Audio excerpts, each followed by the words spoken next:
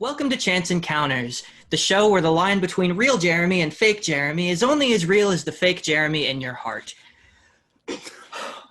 Okay. That one was hard to get out. Yeah, That was a but I did callback it. opening. We've accomplished it, though. All right. Woo!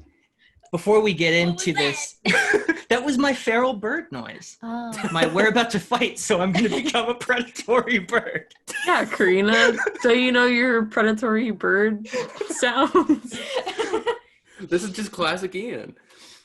Before we get into it, Uh-huh. let us recap the events so far. Lettuce. Please. Lettuce. So last session, as Bailey and Joe sat watching a live news feed featuring Bailey's mother, who happens to be essentially the government handler for the government-sponsored superhero team, the Arbiters. During this sort of press event, the opening of the public opening of the Arbiters Tower and the Arbiters exhibit, you received word that your mother was kidnapped in a very large wildfire that broke out there, which to you guys meant the person you've been looking for is responsible. And it only furthered the point when BB received a phone call from a very emotionally charged voice telling her that he's been trying to get your attention. He showed you where to find him and you didn't come, and now he's taking matters into his own hands, and he has taken your mother for you to come to Amberley, to come to the house in Amberley that was originally burned, that you found in your research. And you have to come alone, or in his words, Dr. Baker would be the first of many to burn.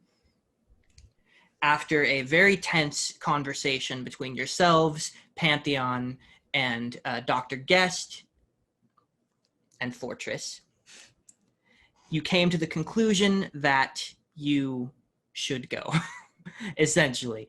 And Dr. Guest also revealed a very crucial detail, that his ability to see potential futures is shrinking more and more. In his words, there was a black cloud on the horizon of the future, of the potential of the future. And you are rapidly approaching the point where he no longer knows what may happen. But he did know this: there was no outcome possible where you didn't go to Amberley. And so, after a impassioned speech from your mentor, Pantheon basically said, I'm taking them, I'm going anyway. And you all worked out a plan and headed to Amberley on the bullet train. When you arrived, you made your way to the neighborhood where the burned house is, and Pantheon broke off to go find a vantage point to not, tip your hand. And as you were looking at the house, which is now largely under construction, it's not complete yet, just outer walls, you heard the voice of a young boy next door in his backyard, and you talked to young Freddie, who was a friend of Jeremy's, the teenage boy who used to live here in the house that burned down. He told you that Jeremy used to be his friend, used to play robots with him, but left to go learn how to be a superhero. And then the Jeremy that came back shortly after, in his opinion, was not the real Jeremy. You then took the walkie-talkie robot that he said belonged to the real Jeremy and said, only give this to the real Jeremy. You entered the house and found your mother tied up to a chair, sitting in a pool of oil with a fire being mentally controlled on the outer rim of the oil. You also saw the figure who is responsible for all of the fires. And as he pulled his hood down, BB recognized the face as reminiscent of someone that was sort of adjacent to her back in her early training days with the government. He explained to you that he is actually a clone of the person who used to live here, of Jeremy. When the real Jeremy heard about this, he came running, left the power development program, and helped the clone of Jeremy, fake Jeremy, if you will, to escape somewhere else. As you were trying to sort of talk him down, He was trying to get answers out of Tara Baker, who he believed is responsible. She denied everything to the best of her ability. And before he could really respond, give you any real answers beyond this, BB tried to appeal to his emotion, giving him Jeremy's old toy robot walkie-talkie that you received from his friend Freddie. And just as you handed it over, like a gunshot, a hole was torn, very quietly and cleanly, through the clone of Jeremy's forehead. And he fell dead to the ground. As soon as he died, that concentration was broken, and the fire spread through the oil. BB acted quickly and was able to use her new concussive powers to push her mother out of the way as the chair clattered against the other side of the wall. Your mother kind of lies there trying to bring herself back, trying to gather herself. And you heard the source of this silent shot, the killer, dropped down from the rafters behind you. You turn to look and you see that same figure in black, the armored figure in black. And as she stepped forward, she smiled and you heard her speak for the first time. She said, "If only I had gotten here a few minutes sooner, we wouldn't have to do it this way. But you know I want to see what you can do." And as she raises her fingers in a similar motion, in the same motion that you have watched BB do whenever she uses her powers, I'm going to have you guys roll initiative. Ooh-wee. All right. Emotions are high. Ian, while we roll initiative, could you remind me what the Tide Pod flare that Pantheon gave us does? Yeah, so it is this essentially Tide Pod consistency, almost water balloon-like little orb that fits in one hand. And you can see there's like a little membrane inside separating two different colored chemicals that are sort of swirling around each other on opposite ends of this orb. If you squeeze it, that membrane is broken and the chemicals, they compress inside and mix, causing a reaction that will ultimately be explosive. It will propel it upward. You don't know how far it'll propel upward, but it will like up in the direction that you throw it, and then it'll explode into a like fireworks or something. You haven't really seen it in action, so you're not sure what it's going to look like, but this is how she explained it to you when she gave it to you. It is going to create some kind of flare explosion, but you have to squeeze it and then throw it. Okay, gotcha. What are we supposed to roll again? I forgot. Initiative. What's the stat that we roll? Oh, yeah. So you roll agility, but you add up the numbers on the die instead of successes or fails. I was smart and pre-rolled my initiative for all the relevant parties here. Mine's... Terrible? 12. 12.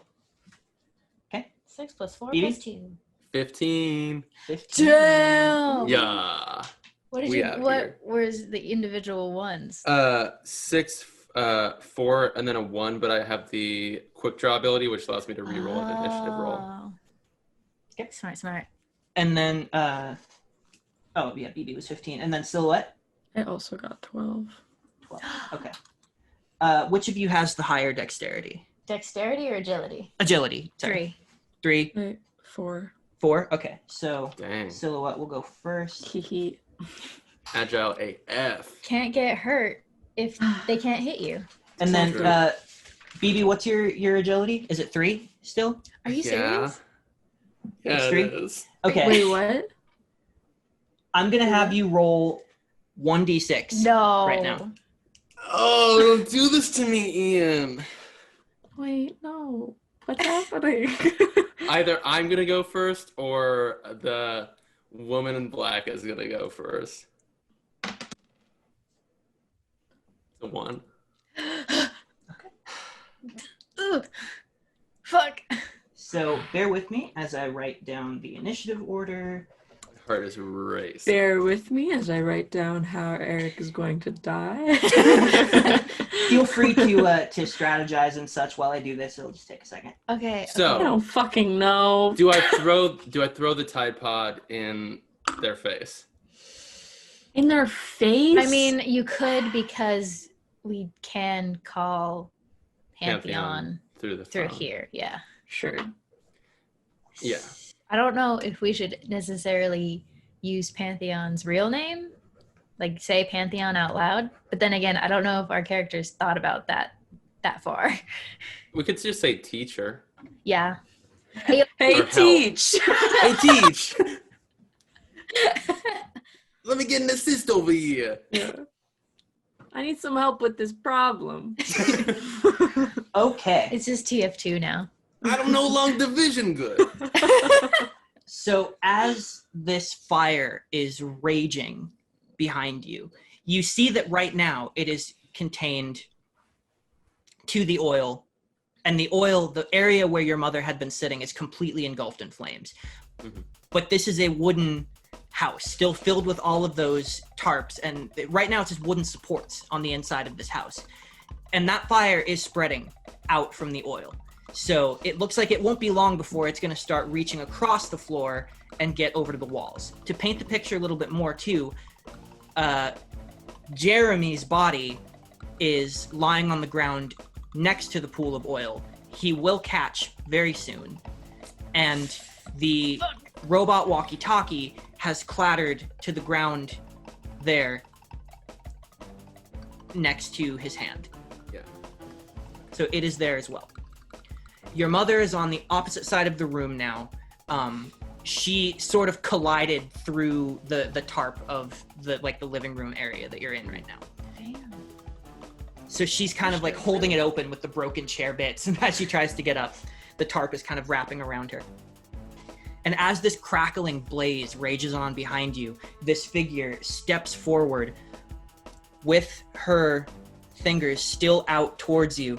She cracks this just wide smile. The smirk widens all the way into this thin, sickly smile.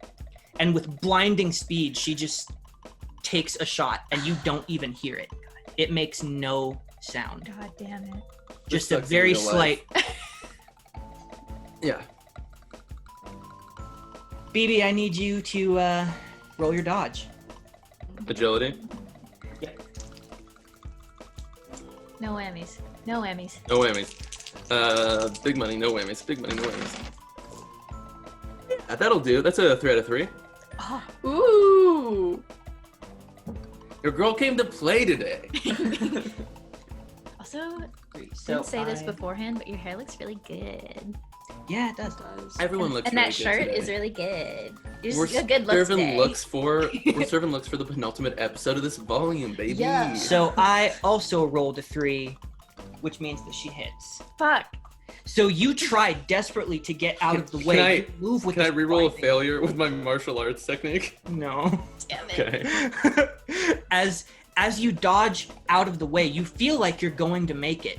But in this strange mirroring move, she watches your movements and she matches you. She adjusts her aim, almost like she's bending it sort of Wanted style, and it finds your shoulder. And this singeing white-hot pain just erupts through you. So I only rolled 1 success on the D12. Have you So ever it's one been shot D6. by your own? Have you accidentally ever shot yourself before? I thought that was a question for me in real life for some reason. Me too. I haven't shot myself in real life, and BB has not shot herself Okay. in game. BB, you take 10 points of damage Okay. Okay. as Okay. you feel the difference here. You have spent the vast majority of your life, at least since you've had your powers, since you've begun your training, honing away what this particular shot is doing to you right now. You have focused yourself, tried to make yourself have a more concussive blast, to have something plasma, something kinetic. This is not that. This is your raw power. And it feels like a white-hot bullet has entered through and pierced a hole into your shoulder. And you feel the wound kind of cauterize on the inside, and it is just a burning pain. Your eyes kind of flash for a second. Her smile sort of flickers, and it flashes against the firelight that's still growing. And then it fades down very quickly into a more serious line as she moves on the balls of her feet, ready to pounce. It's now your turn. Where is she standing in relationship to like the nearest tarp? Let me just describe what I want to do. I want to throw the fire or the flare in her face, and then pull a tarp down over her. Is that too much for one turn? So I think you're gonna have to just do one of those things. Yeah. Okay. I will throw the flare in her face then. So BB gets shot, but as she kind of goes back with her left shoulder, she reaches her hand in her pocket, grasps the Tide Pod flare, throws it in this person's face. Okay. So I need you to go ahead and roll a dexterity check for that. That is going to be 2 out of 3 successes. 2 out of 3. Do you have any relevant skills here? Oh, I have a sharpshooter. I think that's for shooting, not throwing. Okay. Yeah. Oh my god, is she gonna miss? Okay. Fuck. Let me look. Wait, hold up. Let me look at my. I want to look at my sheet really quick. It says projectile weapons. At this moment, I'm using this as a projectile weapon. I mean, come on, Ian. You know you want to give it to me. It's just one reroll. Is throwing Just one something reroll. projectile Yes. weapon? Yeah. All right. Yeah. I'm convinced. It's the definition of projectile. Well, no, because I'm thinking like if the skill is specifically in like your power in gun-related things, that's a different skill than throwing something. Just because you're good at shooting guns doesn't mean you can throw a knife. You know what I mean? Yeah, but it The does say way- projectile. The way Eric looked at his sheet, like, I'm just gonna double check to see if I have anything, was like the same feeling of like, I'm gonna look in my fridge again to see if more food has appeared. But no, instead it's I like, think, I wonder if more powers have appeared. How do you feel about a 4 out of 3? Does that sound good to you? Oh, Is that doable? Yeah. Is that Is that something okay to doable? work with? You know Can what? we do that? I rolled 3 successes, so that did turn the tide. And for me, I kind of think of this also because I do still think of it as kind of a stretching of your situation, but I think this is kind of a fate point sort of a situation. This is something that's left over from this intense emotional moment, this choice that you've had to make, tapping into the new side of your abilities and that legendary moment that you had before when you saved yourself with the light post. Using that reroll, you center yourself and you throw this thing. Where are you trying to aim? It's just at her? Right, I'm trying to crack, honestly. So Eric at the end of last session was not putting together the pieces that Jeremy was laying out for us. I think BB was a few steps behind as well, but once this person pulls this, I think she might know what's going on. So she's trying to throw it at the mask to crack the mask. Okay. So you throw this thing, and as you squeeze it first, you feel it sizzling in your hand a bit. It foams up, and you toss it, and halfway through on the spin, and then it pops, and there's this shower of sparks around it, and then suddenly it leaves this trail of red and yellow swirling, like a smoke, like a steam cloud on a jet coming back out of it, and it rockets it forward, and it hits just on the side of her mask. She's not ready for this at all. She stumbles back, and you see it. You can't really see the effect of it because it's a mixture of sparks and smoke. And for a moment, you just see her head is engulfed in this steaming red. You see she's like reaching up, trying to kind of pat it out furiously. So this is gonna hurt. So I need you to roll, 3d6 of damage. I would love to do that for you, Ian. And I add them up. Like, it's the sum of what I roll. That is the damage. Yes. Okay, gotcha.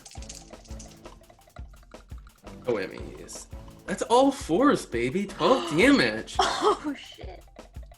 Okay. I'm swearing too much, but like. So, But it's worth it. It's a penultimate episode. Swear when stressed. Swear when stressed.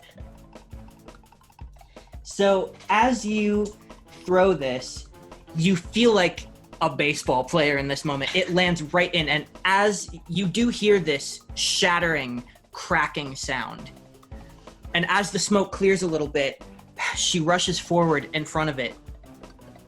Just a bit. She doesn't have a lot of time to move, but she kind of steps more into view and the smoke clears. You see that a large fraction of this mask has cracked away. There are bits that are still kind of chipping off and falling. Oh, it is like What's in the cave. behind the mask? It's really like Luke and Dagobah, huh? And as you see, one of her eyes, her nose, and her mouth. The rest is still like the broken mask is still covering. You do see a strange mirror. No! Looking into her face, your first instinct is that this is your mother. She's... As your vision focuses, though, in this tense moment, it isn't your mother. It is you. The eyes are your eyes. But there are dark circles under, at least the one eye that you can see. But her face, her posture, her structure, she has lines that you don't have, a stronger jaw. She looks older, more mature than you.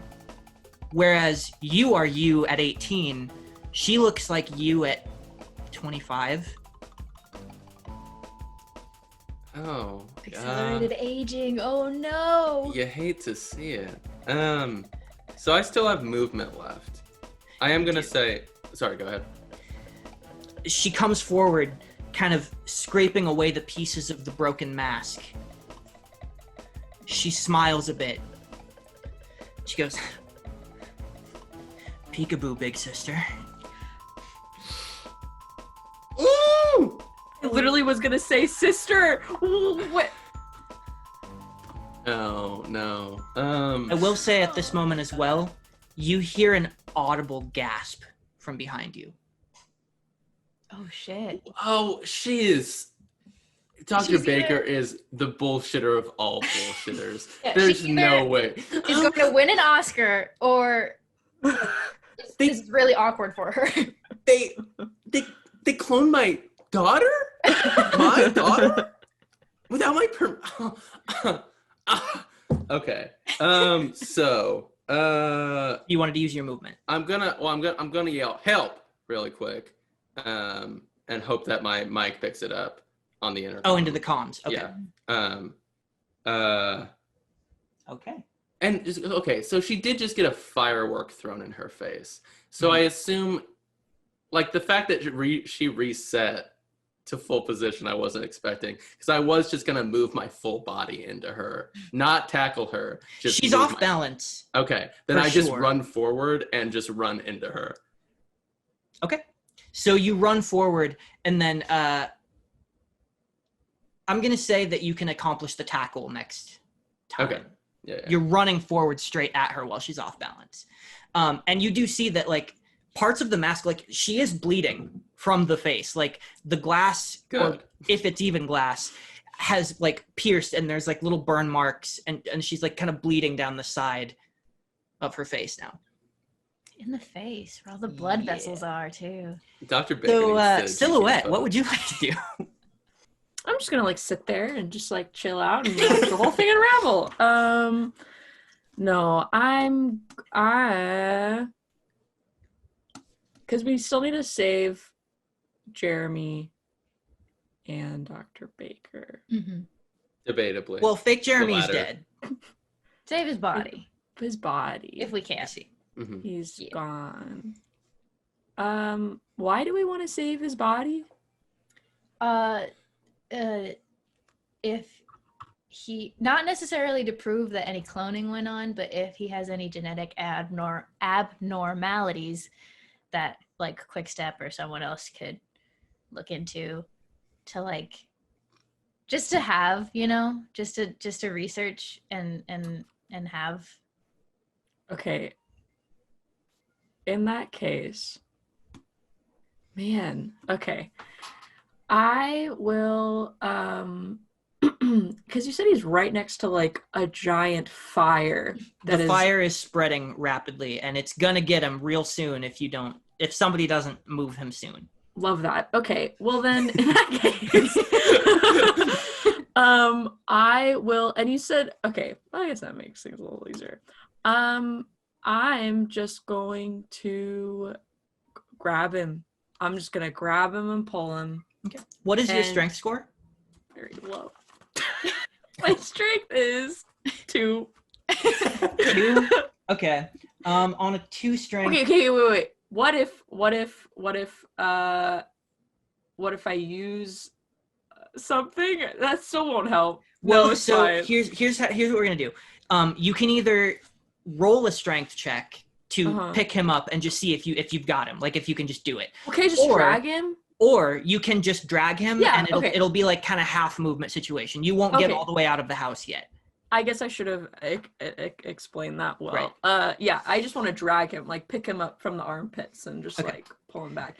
I also want to grab the little robot at the same time. Is that okay? Yes, If that it's is right okay there. because Okay. it's right by his hand. It's And I'm gonna right put there. it in my pocket.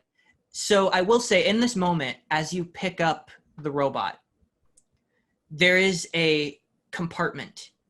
As it fell and clattered to the ground, something kind of sprung open. The front panel on its like square torso body, it's popped open slightly.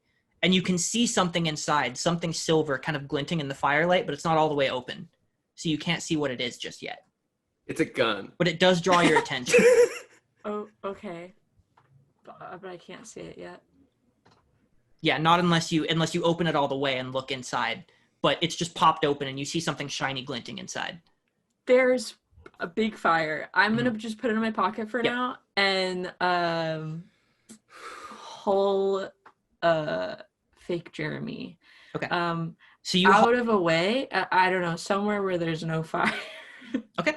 So the direction of the front door is where the action is happening, and that's where the woman in black is standing right now. Okay. So you can try to go around them, like maybe go into a side room and go around that way, or you can go like backwards. Are there walls?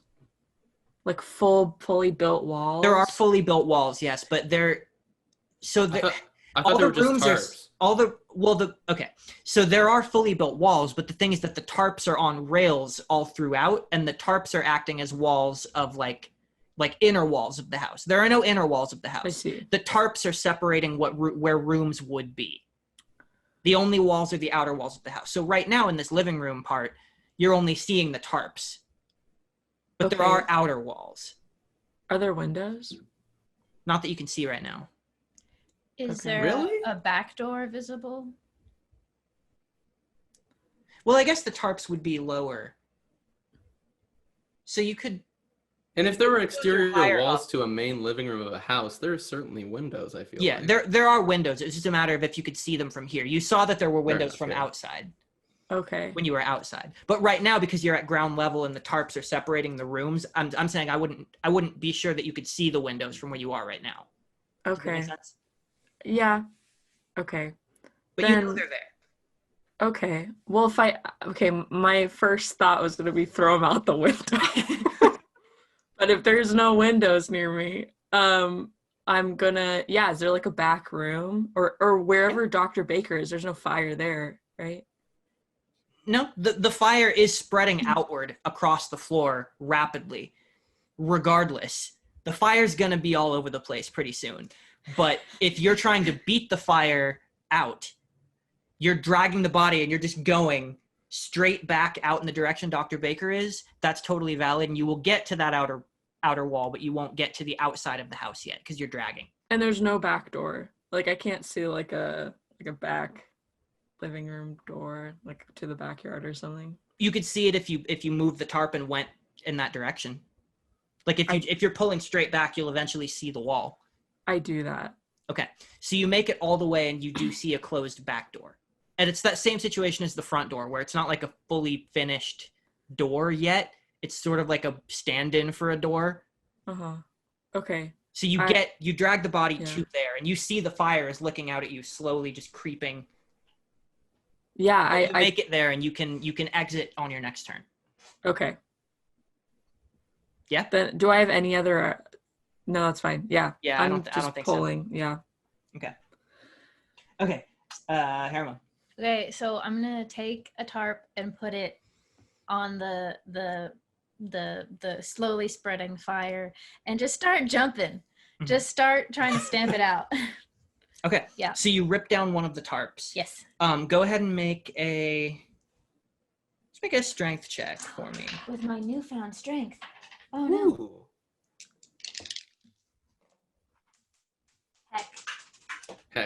Heckaroonie. Heck. That's a 3 out of 3. 3 out of 3, Yeah. full success. Okay. Yeah. So you rip down this tarp and you start fanning the flame and you jump on it and jump on it. And if you Fanning spend the your well, not fanning the flame, but yeah, you place it over it and you start trying to smother it. You're doing this on round 1, so you're catching it in time enough for it to still be like mostly contained to the oil but spreading out. So you're able to sort of use this tarp. If you spend your whole turn doing this and do nothing else, you can probably smother it. Yeah, I will. I'll just stomp.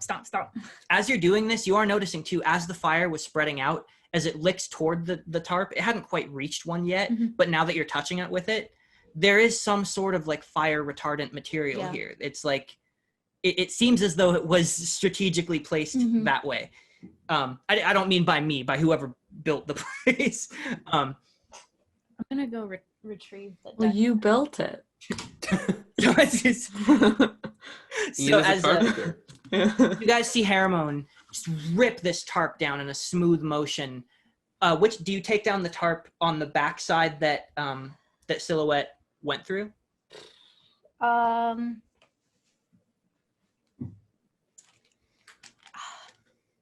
I think I would take down the tarp that, if such a thing is possible, that keeps Silhouette out of visibility the most from the woman in black. Does that make sense? So you would kind of get one from the side, not the back. Yeah. Because if I tear down a tarp that like reveals where Silhouette is going, I don't want that. Okay. So it is now Dr. Baker's turn. As shit, she's in I don't this? think is anyone She even gets initiative? I don't know if Interesting. anyone's really looking at her right now. I don't think anyone I know is, you're unfortunately. I think the only person who could see her right now is Silhouette, because you're dragging, so you're past and you're looking at where she is, because she's at that tarp, the one that you had to cross to get where you are.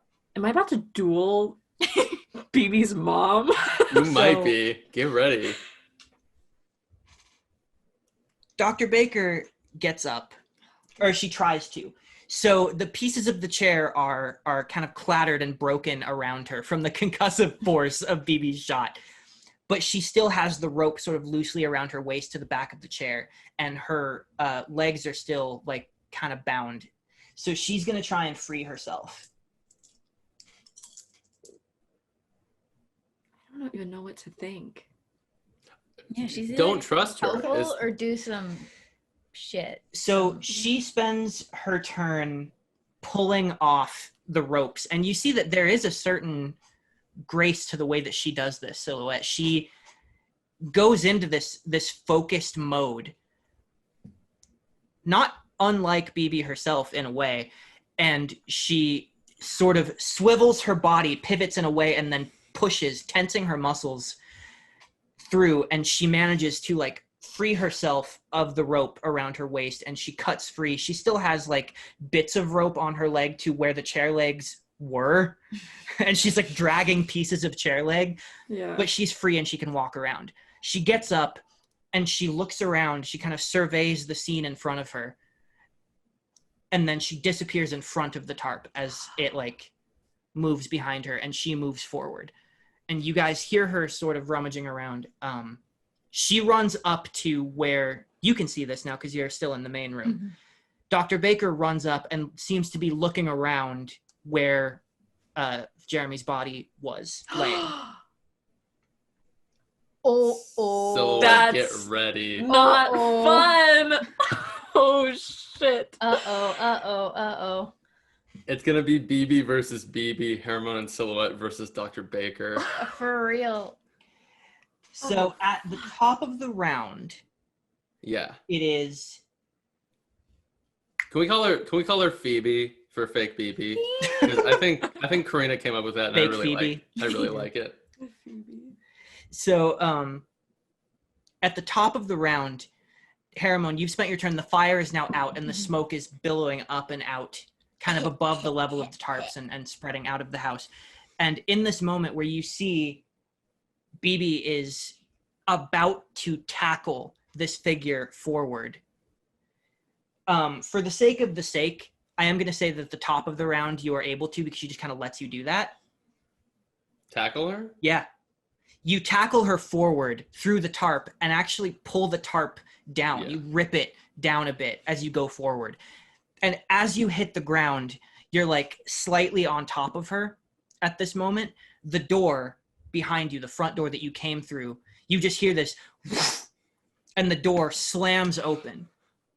And standing silhouetted in the sort of evening setting sun outside is Pantheon. Still in her civilian clothes. She stands there, tensed up. She looks over the group.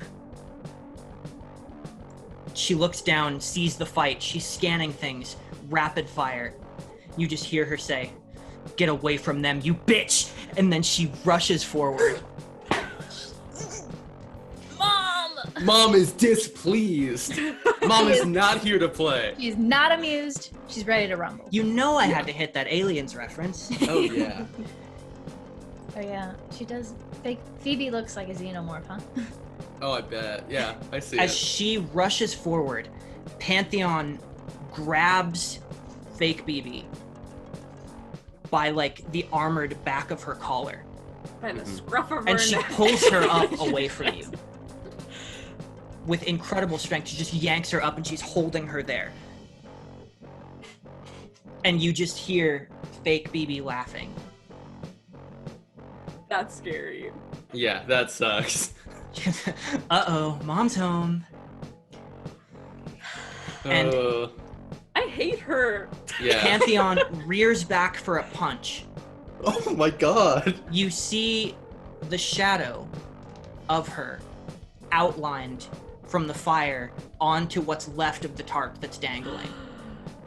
And as you see the shadow of her fist upraised, that shadow begins to bleed forward, becoming three-dimensional. The shadow then steps out from the tarp. In fact, it blurs forward, clipping forward in a familiar way to something you've seen before. As Pantheon's shadow rushes at her and grabs her wrist, she looks back at this shadow of herself. Its form flickers into 1, 2 more of her. Oh no. Oh. That's real bad. Wait. What? Oh, I think we're screwed. This is bad news bears. There's this look on Pantheon's face, and this is all happening in like a fraction of a second, where she's just like, oh no. And she makes the executive decision to toss the woman in black down onto the floor near you. And she turns and just levels that punch and engages with these 3 shadows that now surround her. Okay. The dots, they're connecting. So that was Pantheon's turn, and I did a little bit of fluid fudging here to let like tackling stuff because I think it was more cinematic. Sure. But I'm still gonna let you guys have your turn because I denied you of the turn. So Silencer gets up. Oh, I said the name. Oops. Oh. Oops. It's fine. That's her name. So the Silencer gets up.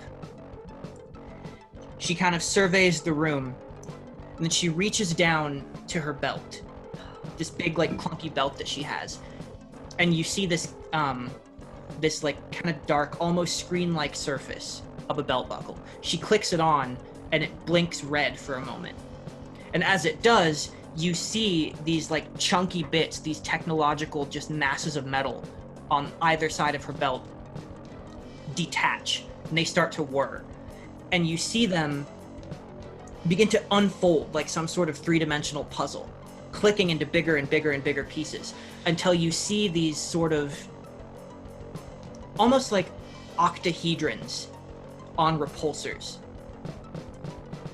float away from her on either side, taking position in the room, sort of flanking.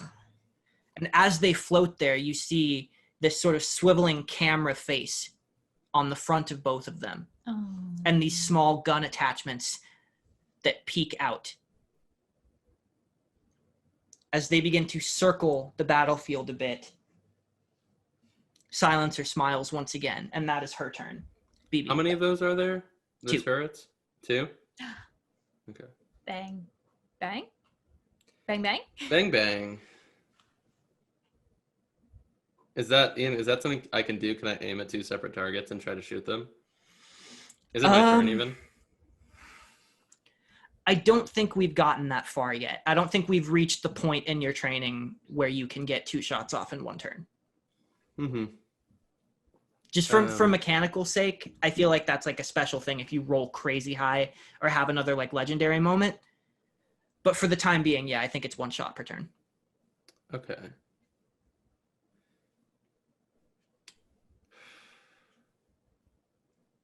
This is really rough. I'm gonna shoot fake BB in the knee like I did triple decker while she's on the ground. Okay. Can I get advantage since she's like prone essentially? Well, she's not. She got up. Okay. She used her turn basically to stand up and do that. Because remember, her turn is before yours. So. Gotcha. Okay. All right. I'm rolling with powers, so I'm using the lethal force on one of her knees. Those rolls just went crazy. Off the rails, just like this fight. Truly. So the power die was a success, and then I got 2 out of 3 successes. So like it was essentially 3 out of 4. So 3 total. Yes. Okay. Yes. So 3 total. I also rolled 3, so you hit. Tight. Do I roll damage with the 3d6s again? Well, this is your power now. So what did you roll on the d12? I rolled a 7. Okay, so that is a success on the d12, so it's 2. Yeah. So you roll 2d6. Okay. So it's 2d6 plus your dexterity modifier. Gotcha. Which is just the number? Yeah, just the number. That's 11 damage. 11 Hey, damage. That's not bad. Let's get rid of that knee cartilage, baby. Ugh. It's Okay. nasty, but Yeah. it'll keep her from moving around. So that's a lot of damage. It's not a crit, so it's not going to like create a weakness at the moment. And she's wearing pretty hefty armor. So you shoot at her knee, and you do deal a significant bit of damage to her, but she doesn't cry out. She winces. Her face winces, but she makes no sound. And as she shuffles back, she kind of like, you see the armored part of the knee sort of shatter open, and you see the black sort of torn cloth underneath the plating. She stumbles on that knee for just a moment, but adjusts her stance and brings her arms up like this. Does she have soak? God. Oh man, that would be bad. I'm gonna You see use the my blood movement. kind of soaking through a little bit. It I'm did hurt her. Okay, I'm gonna use my movement to move away behind several tarps if I can. Like I'm just gonna start running through the house. Okay. Probably to the like, if Hermone and Silhouette went like behind us, I'm probably going to the right. Does that make sense? That makes sense. And that'll be it, I think. Okay. So, Silhouette, it is your turn. You are dragging Jeremy. You're standing in front of the back door. There's a tarp between you and what's happening, but you did hear Pantheon come in and hear her say what she said. But you can see these 2 polygonal sort of robot drones are floating and flying above the level of the tarp, sort of circling the battlefield, looking for their moment. Okay. They're circling the tarp. And there's nothing in this house. They can't see me, can they? Are you invisible? No, I never said I was. They're it looks like that you can see the like swiveling cameras in front. They're looking around at everything. They're circling above and they're surveying the landscape. This is a 2-story house, so there is like a second level above. So they're like just under. They're between where the railing is that the tarp is hung on and the ceiling. So you just see them sort of popping up over the tarps and then swooping down and coming back up and moving around. Okay. I'm going to okay. I'm gonna like drag. You said he's like I'm like out. I'm like by the back door, right? Yeah, you're right at the front, at the door, at the back door. I don't want to take him outside and then have like Freddy see him. Oh yeah, it's dark. Okay. So I'm going to. Is there any tarp that's like near the back door? Near in terms of you're like arm's sort length. of in a arm length. Probably not arm length. No. They're creating like the walls of the room stretching out from the back wall that is an actual wall that the door is in. You know. Right. Okay. Good. Sorry. Okay. I'm going to. How close is the closest tarp? Easy enough to get to. It's you're just like in a small sort of. Okay. Well, then in that case, it's hard to tell what the rooms would be, yeah. but it's just a little chamber in front of the back door, you know. So you're like, there is a tarp. You can just run to it. It's right there. Okay. Well, I'm thinking. Okay. I want to turn invisible.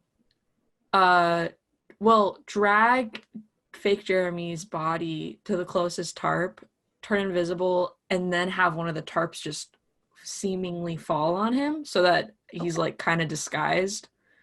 So I'm gonna have you go ahead and make a strength roll to rip one of the tarps down. Okay. I believe in you. No whammies. You got this. 2 out of 2. 2 out of 2. Okay. I got a 6.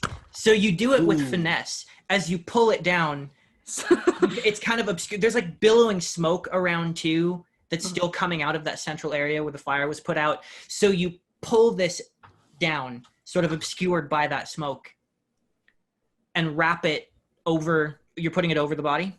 I just want to like lay it on. Like I want it to look like it just fell. So that the cameras don't think like there's something under it. So you pull it down and you drop it. Yeah. It looks like it's, you know. Yeah. Yeah. Pretty finessey. Yep. And is that the end of my turn, I guess? So you ran over, you made a strength check to pull something. Can I like see where Dr. Baker is or something? Yeah, you can like look, okay. I would say. You can do something looking related. Oh, can I look at what's in the thing? In the robot? Sure. Yeah. All of your actions this turn have been small enough that it makes that you can pull that out. Just like turn around and or at least you can inside? You can open the compartment, I would say, and I'll describe it next time. Oh fuck. Okay. Because you did go over and you pulled a thing down, you put it, so I'm gonna say that you open it. Okay. So you look at it and it's popped open. And you see that glinting inside. As you pull it out, you just sort of pry it open. Okay. All right. No, because I want to keep that suspense up. You know? So, Harriman. Okay. I saw Dr. Baker kissing Santa Claus and looking where Jeremy's looking for something where Jeremy was, and I don't trust her. So what I would like to do, here's what I like to do. I'll just describe my turn in entirety. I would like to take the tarp that I just used because the fire is now out, and as I'm running towards Phoebe, I want to pull it over Dr. Baker, and then I'll go fuck with Phoebe, and try to use my power on her. I don't know how many of the things I can accomplish. It's like putting a sheet over a dog. That's a lot of things. That is a lot of things. So first thing, what's the first thing? First thing is, as I am running to go over to where Phoebe is to go fuck with her,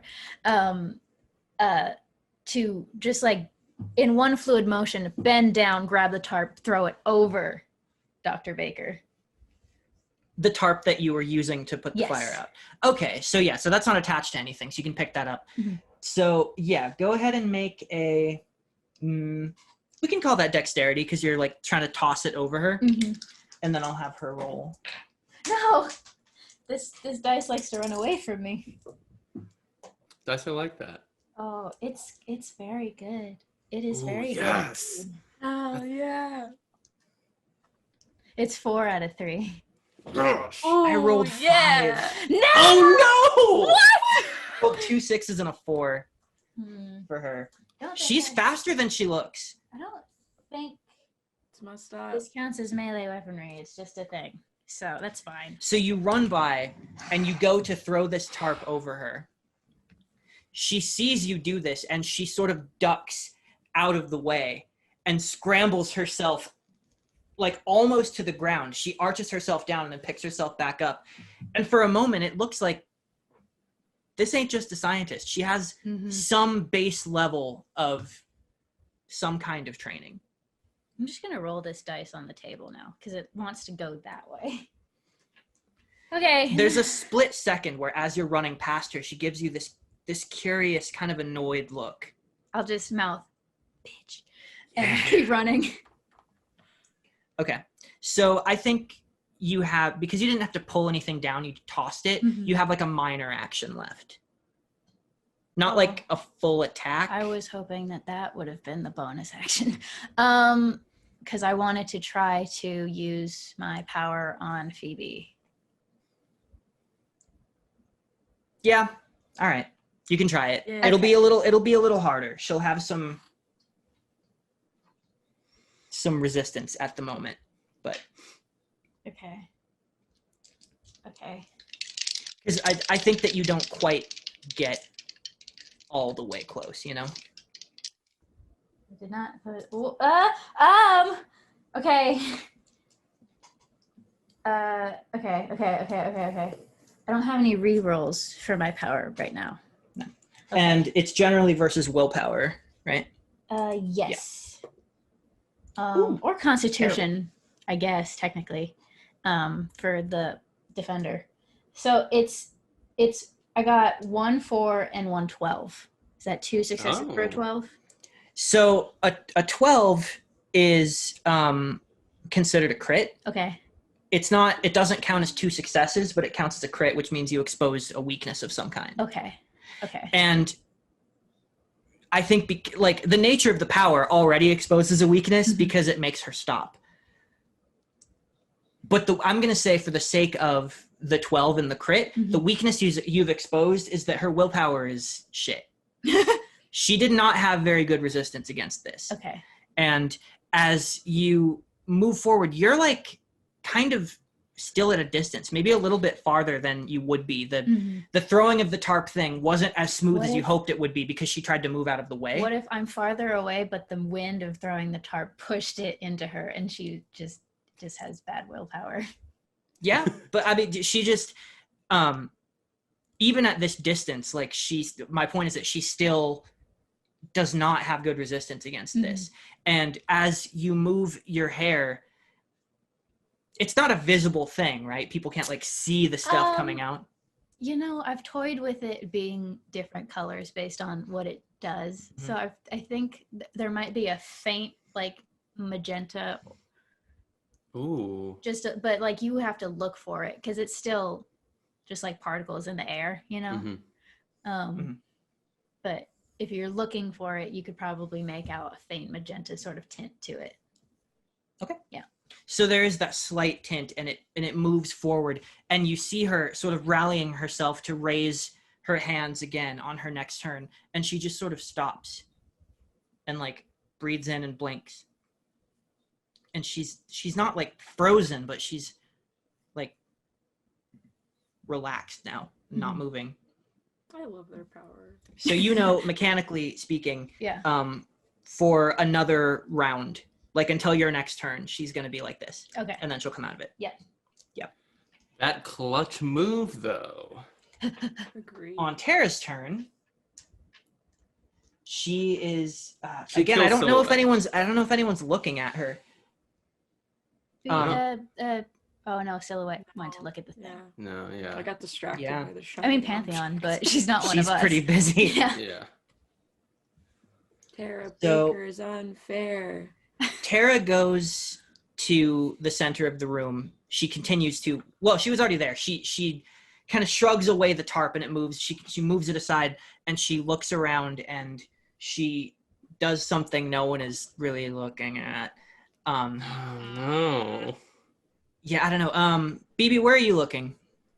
You're I looking. think I'm still trying to keep an eye on the room. I'm moving out of Yeah. the room and trying to obscure myself, but I'm not turning completely away from combat. Right. BB, I'll have you roll a perception then. Okay. So Is that just roll an intelligence? intelligence, yeah. Ooh, I'm gonna be using BB's new intelligence stat. Let's see how this goes. That's a 3 out of 2, baby. I'm rolling good shit. today. I'm So- vibing here. Out of the corner of your eye, you do notice it, like, firstly, enough that the woman in black we haven't said it like in character yet, Yeah. but for the sake of like referring to her, she is the silencer. Okay. So the silencer is stopped, and you saw Haramon do the thing, so you know that she's out of commission for a moment. Mhm. And as out of the other corner of your eye, you catch your mom looking around, kind of scanning the ground. It catches your attention and you have the moment to look and you see her pick up with, you said you got more than your full, right? You got Yeah, like 3 out of 2. She picks up her phone that had fallen to the ground and she takes it, pockets it, and runs out back in the direction of the back door, past that tarp. Ooh.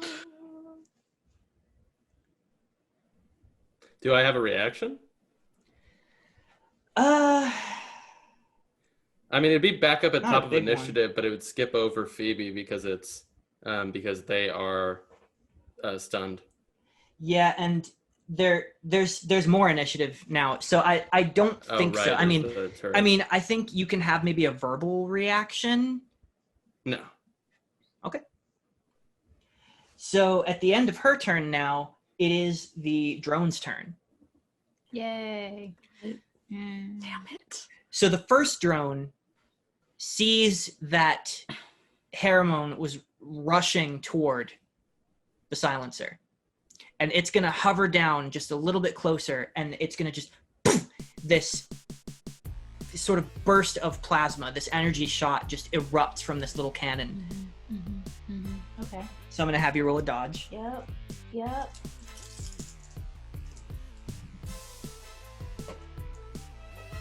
Oh. Really good. See, it likes me when I roll it on the table. Okay. 1, 2, 3, 4, 5 out of 3. 5. I also rolled a 5. Oh, you? Literally, I rolled two how? 6s and a 4. I keep rolling 2 6s and a 4 on 3 die. That's crazy. I know. My luck is too good. I'm sorry. So These rolls are you insane. feel like you're gonna get out of the way, but because you matched it, it's not like the damage is what the damage is, right? Mm-hmm. But it's still a relatively like surface wound. Okay. So you take 8 points of damage. Oh, a surface wound. Okay. It's a surface wound, but you do have 3rd-degree burns. So you do feel Keep this in just mind. streak of burn across your stomach. It doesn't pierce into you. Thing. It's not like you've been shot Okay. the way that BB was. You kind of arc your body in a way where it streaks across you, but that burning sensation hits, and it almost kind of makes you nauseous for a second, but it's ooh. fine, It hits on and you're fine. It hits on the side of the big scar. Mm. That's what it does. And Haramon has to shove that sense memory out for a second. Yeah. Yeah. So you're invisible now. So the second one is going to go after BB. No, Dr. Baker. Oh, yeah. Yeah. They're definitely working for her. There's no way they're gonna go after her. Damn. It's taken Ian a real long time to decide this role, which is making me incredibly nervous. Oh no, not decide. I Okay. was just adjusting while you were rolling. I'm sorry. Okay. My role. Oh, I'm zoned rolling out. agility. Sorry, my Yeah. bad. That was fully me. 1 out of 3. Oof. Oh. I rolled 2. That's how the cookie crumbles. Oh, Sometimes. man. Sometimes you okay. get shot by yourself. Sometimes you get shot by a robot. Then I roll a 1 for damage. So you take 4 points of damage. As this is much more of a surface wound for you. Okay. You kind of move almost all the way out of it, but it just like singes, and there's like a hot pain across your neck for a moment, just enough to burn slightly. Yeah. Okay. And then it goes back to the top of the round. The fire is completely put out now, so I can stop looking at my like rounds per fire spreading chart. You guys hit that early, so that's cool. Tight. That was good. But at the top of the round, you see Pantheon engaged with these 3 shadows. Pantheon divides herself into 3 as well. Hell yeah, that's You so see- cool. I can do So that tight. too. One of the shadows is locked, like in this sort of embrace with one of the Pantheons. They're hugging. And you see that shadow cocks its head, flickers for a moment, and then rockets upward. It carries Pantheon up, and you see them crash through the roof. And you then hear the sounds of combat as those 2 are struggling high up above in the air. The remaining 2 each are still down here.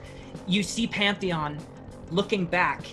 She's trying to grapple away from the shadows. She's just trying to get away and help you. And as she's doing this, you see that they just keep getting in her way. They're matching her movements, mirroring her, blocking her, and she just can't get away to get to you. She locks eyes with, I'm gonna say BB, because you're right there kind of looking around at the moment. She sees you, and she goes, I'm fine. Focus on the one in black.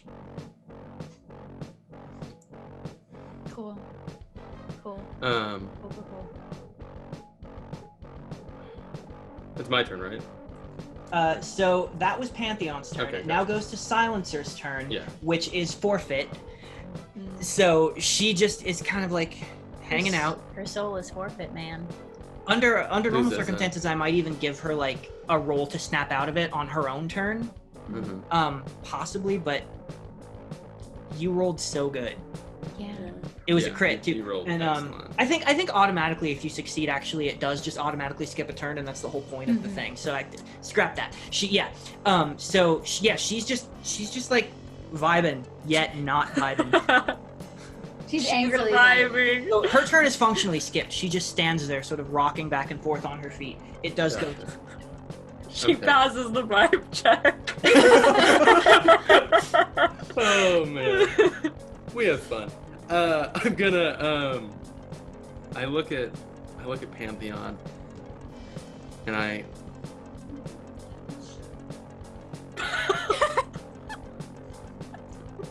look at Pantheon, Oh my god, that was good. and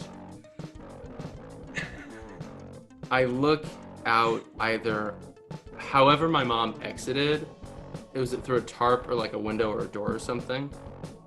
She's That going. she out. went out the back, the tarp that is toward the back door, And I the saw her. opposite end to where you are. Yeah. Yeah, I you saw moved- her go through it.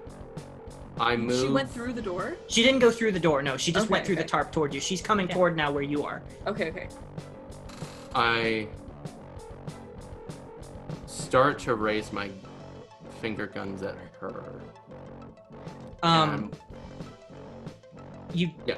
She's behind the tarp, so you Okay. don't I necessarily. move into it. see Well, I her. saw her leave. I move into a position where I You can follow see her. her. I raise Yes. my gun at her. Sorry. I don't do it. I hold it there, and I look like I'm about to take the shot, and I then go, Silhouette, get my mom. that accent was not there, but I tell Silhouette to do that. I turn my gun onto one of the turrets, and I fire at that. I'm disobeying Pantheon, but like we're just gonna keep taking damage from It these counts. things. And Haremon Counts. Haremon is decision is engaged loaded. with Phoebe. Yeah. So I aim at the turrets and I take a lethal shot. Okay. That is 2 successes. Okay. I also rolled 2, so you hit. Tight. Okay, so on my power die, I rolled below success, so that would be I rolled 1d6. 1 die of damage. Correct. Okay. Yeah, 1d6 plus your dex. Okay. 5 points of damage. 5 points of Nice. damage. The newfound necessity to distinguish between concussive and lethality. It's very good thematically. Yeah, and I realized that she did lethal on Phoebe, and she didn't say bang, which is was not. I was not conscious of that, but it's a. But it's a good. mood. Ooh. I also, the accent Tasty. slipping also felt. Tasty. Ooh. Yeah. Oh, but we'll talk about that after. So as you call out to Silhouette, there's this moment where Tara just turns to you and you can see the color is still drained from her face. There's this still just look of shock on her face, and it would probably necessitate a roll of some kind to like gauge intention, but like at this very moment something is like is breaking through that exterior that she has, that controlled emotion, and she's just pale, and she processes a little too late what you say and just sort of like shakes herself out of something just at about the time that you turn your attention and fire. And as you shoot this thing, you carve out a chunk of this thing. You shoot through the side of it, and there's like an apple core, just like a C, and you see the wires sputtering, but it's like, and it moves around, and the turrets are shifting, and it turns its attention directly to you now. That'll happen. So it's still up, but you heard it for sure. Yeah. Is that your turn? Yes, it is. Okay. Silhouette. Okay. I'm assuming. So where's Dr. Baker right now in relation to me? Like pretty close. Okay. Like feet. Since I'm invisible, I want to push her to the ground. Okay. Wait. I didn't think through the rest of that though. All I thought about was that I wanted to push her.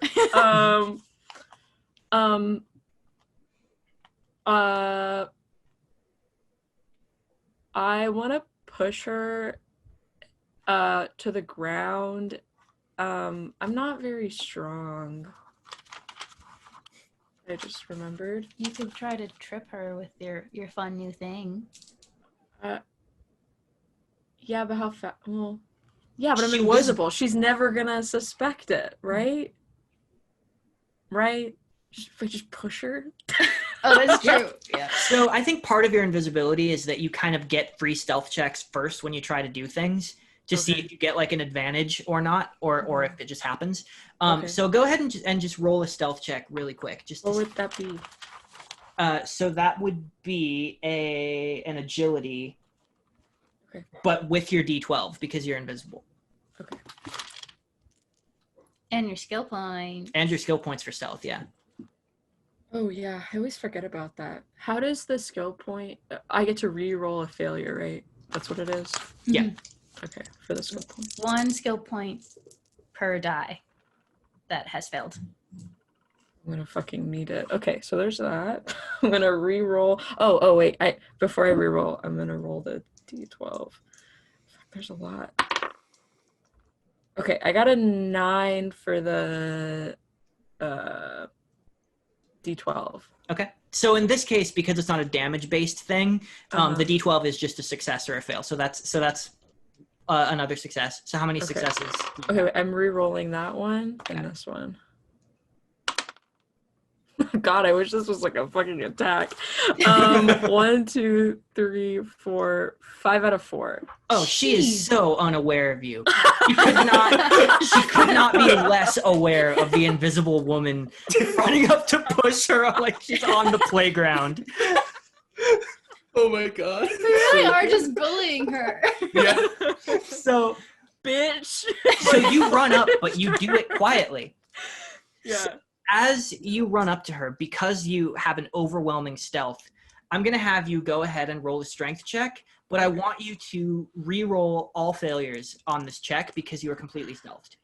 This is a new facet of your ability in this moment that sort of coming to light. You have an advantage when you attack from an unseen position. You're like a rogue. How exciting. I've never been a rogue. Okay. You said I get to reroll twice. 1 per die that fails. Okay. I failed one of them, but I got a 6 on the other, so I got a 2 out of 2. 2 total. Okay. Yeah.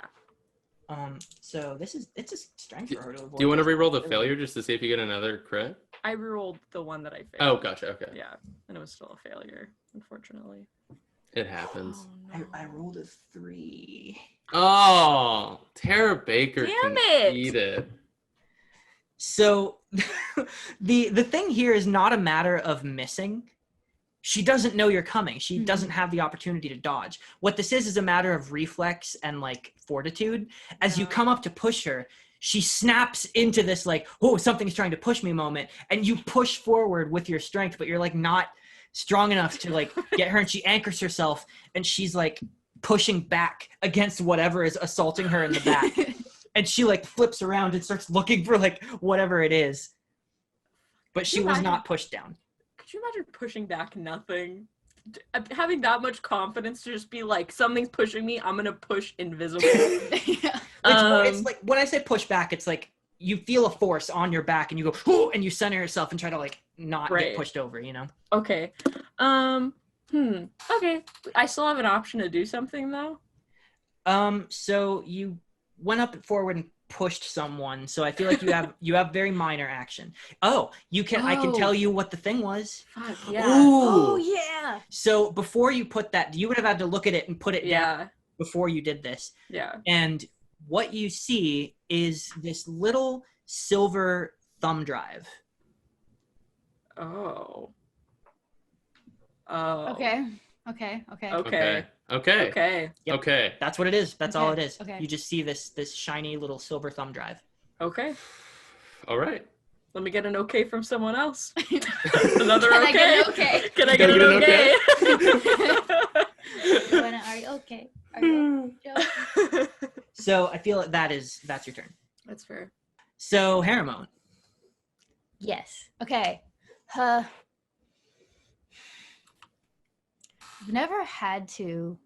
never like tried to give someone or some animal one more dose, like one right after the other. But I think I'm just gonna rush into her shit and give her a stronger, closer proximity dosage. Yeah. And then just try to get her on the ground and like pin her like a fucking crocodile. Yeah. So now that she's had one dose, I think to prevent like future mechanical issues of basically being able to stun lock someone, I think once they've had one dose of it, they progressively get like more able to try and resist it. And so I think she's going to be able to roll con instead of will this time. Yeah. Does that seem fair? Yeah. Okay. Haramone doesn't know that. So, Okay. Just for the sake of like, so why I'm rolling more dice this time. Yes. But I still roll the same. Yeah, you still roll the same, but I'm rolling And she'll still be stunned this turn. She'll now be stunned for another of her turns. Yes. She would exit the stun on her next. Yes. Okay. But for my turn, she's still. Okay. Oh no, she would exit. Yeah, she would exit the stun on your turn. She would be exiting the stun about now. Yeah, because if it goes for one whole round, it starts on your turn. Yes, sorry. So at the end of my turn, she'll exit out. Yes. Right? Okay. Big money, no whammies. Big money, no whammies. Oh, that's big money.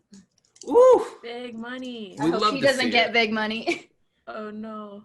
Oh no. Oh yeah. Wait. That's 2. Oh. Let me just count them up. 1, Ooh. 2, 3, 4, 5, 6 out of 4. Oh my god. Ooh. Good job, dude. She's Dang. stun locked. No crit. So she's still. but I did she's get an still 11. down. That's sick. Big money, no whammies. Big money. Absolutely. Yeah. So can I get with that? Can I get her on the ground and sort of like pin her like a crocodile, like pull her arms back and like push her legs together with my knees? You can get on top of her. All right. I mean, she's stunned again, so Yeah. I can do Yeah. it next turn, right? Yeah. You're. Yeah. Get on the fucking ground, bitch. I threw her on the ground. So after Haramon, it goes to Tara's turn. She is in melee range with Silhouette. Doesn't really understand that, but she kind of stops resisting for a moment, and she's gonna try to just continue on what she was trying to do before. So she's gonna try and move away from you and run toward the back door. So because she's exiting proximity from you, I'm gonna do the attack of opportunity thing. So you can try to like keep her from leaving. Yoink. Okay. You can try to attack her or try to grab her. Damn it. Okay. If she tries to leave. Grab Yes. Yeah, can I just like oh whoa, sorry, I just shook my entire desk. I got really excited. Can I just like okay, yeah. I wanna take out the new toy. And since nothing is canon until I say it is, I'm going to change what we talked about right before this. And I remember we did talk about it becoming like okay, I don't even know how to explain this. Okay, Silhouette has a new gadget. It looks like a similar, you would hold it similar to like a dog leash, but it looks like a bubble. So I like the idea of it being like semi-transparent in a way, like a bubble, like a soap bubble. And when she like pushes this button on it, it like shoots out this rope. And I remember when we talked about this last time, I want it to, it can kind of like stiffen, similar to like one of those big measuring tapes. I remembered that afterwards, and I was like, oh yeah. So I want to do that. Oh yeah, and then the rope is similar to like I like how you explained it as like similar to like a, what did you say, like a soft steel cable. Yeah, like a cable. softer steel cable, yeah. Yeah, but then it could stiffen, which is smart.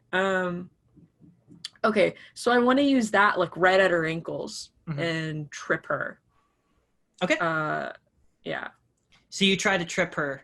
Oh, good. On her way down. Yeah. If I try to trip her and then have it coil back, could that have it like her locked? Like she's locked in the cable. Locked in. I don't know if that would lock her in place necessarily. Like she could It's struggle. not really a lasso. Okay, that's fair. But, you know. Yeah. But you could definitely like trip her, prevent her Okay. from continuing to the door. Okay. I trip her. So this is a gadget Yes. thing. It's I a would say that specialty. it's probably dexterity to use it. Okay. So in this case, you don't roll a d12 with it. Right. You're just gonna re-roll. However, are you a specialty? You're a specialty in gadgets. It's a specialty, it's not a skill. Yeah. So you re-roll all failures, and it's Still? going to be a dexterity. Yeah. Okay. So if it's a specialty or a skill, you can still re-roll. Yeah. So if it's a specialty, you re-roll all failures once. Okay. But if it's a skill, you re-roll as many failures as you have Sure. points in the skill. Yeah. Whoa. I've lost the die. Goodbye, die. So nervous. Have fun on your voyage to the ground. Yeah, it's fine. I can reroll all of them once, you said? Yeah, one per die. One per die that has failed. Okay, all of them failed. Reroll all of them. Yeah. Oh my god. You got this.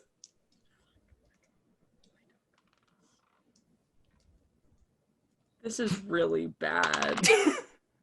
I failed all of them. Damn. That's so sad. Oh, But you do But you're get so a invisible. D12 because you're using a specialty. No, I don't roll a d12. and I only. If you So use what you have in your specialty, though. I think if you use what you have in your specialty, you don't.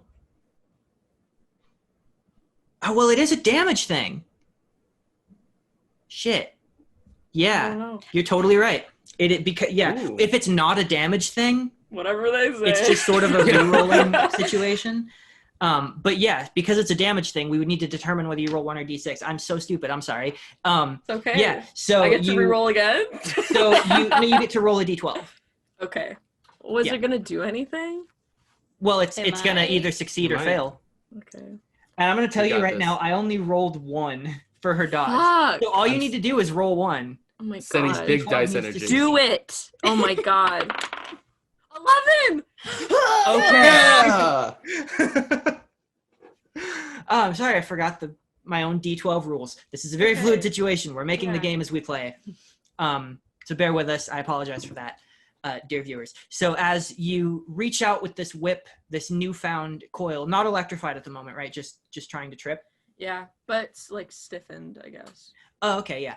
So you lash out with this thing sort of in front of where she's going. You coil it around. You try to get yourself at an angle where you get in front of her path. And then you flip the switch on the device, on the handle, and it goes taut completely. And as she's running, it's like ankle height. She just trips and eats shit. She lands just like on her face on the ground. So that was just movement for her to try and like leave. So she's still got her action relatively. So as she trips, instead of getting up, she rolls over and tries to like kind of get up to a sitting position. She reaches into her coat. She pulls out her phone that she just got. And she begins to dial. Oh. All right. Does she? As you hear it ringing, that's her turn. Does she get a little bonk on the noggin? Yeah, she Where ain't you shit. so it's up to you whether or not you were trying to deal damage is the thing. This would be a damage thing normally. I mean, I kind of just assumed that she would get damage from falling, but The thing is that falling damage is like if you fall 10 feet or more, you know? yeah. Like tripping isn't necessarily going to deal the same amount of damage that, getting shot or something. She could roll her ankle. That's damage. She's eating a lot of Okay, shit. But because you rolled a weapon attack, you Yeah. can determine whether you want it to deal the damage or not. But you rolled an 11, see. so it could deal like 2d6 damage to her if you wanted it to. I see. Okay. I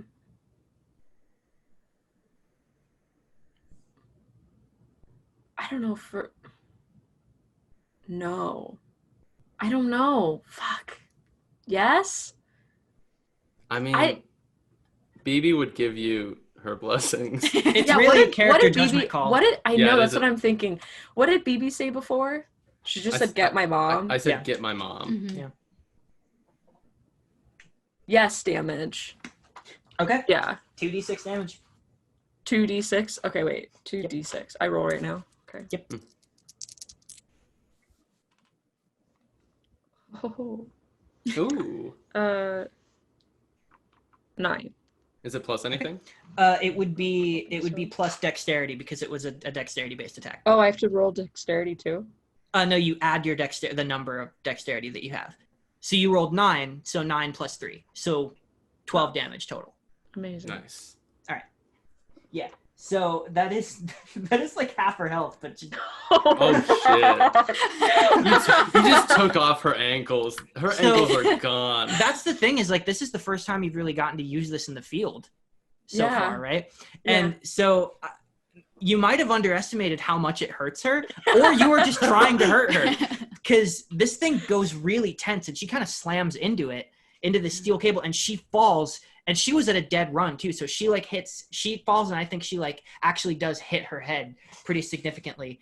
She gets up and she's like bleeding just a little bit, like trickling sort of down her temple. Brain damage. But it's not enough to prevent her from doing what she Concussion. did. It's not enough to prevent her from doing what she did. She's conscious. Okay. She's not mortally wounded. So she does dial a number and is now calling someone. I hate that. Okay. We need to get that phone away from her. Yeah. Um, Have we all seen the phone beforehand? I can't remember from last Only session. BB knows. Yeah. Or was it in this moment that we Yeah. saw it earlier? I don't think you've seen this phone yet Okay. until BB saw her take, because Right. presumably this is the phone it's her phone that Right. fake Jeremy Mhm. took and called you on. Okay. Right. Okay. That's true, yeah. So it is now the robot's turn, the drones. Oh geez. Drone Oh, number geez. 1 sees it, the camera swivels to Haramone on top of the still not moving silencer.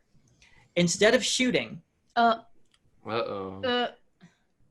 it moves itself to the center of the room, No. and you see the turret sort of recede back, and that area widens, and a familiar black smoke begins to Yep. pour out of its body. Oh. So I need everybody who is in the center living room. So that would be Haramone, and I don't know that BB's not in there anymore, right? Because you went. Well, I don't actually know where we are in the geography or I am in the geography of the house, because I Well, did if move you- to try to track my mom. Yeah.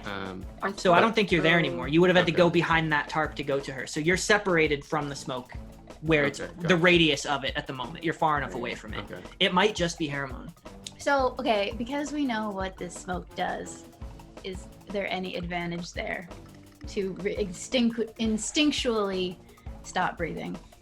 Just I mean, I think mechanically no, because like while you can instinctually stop breathing, this stuff stings, and it gets it. So it's a matter of its constitution, because you're trying to resist it getting into your system.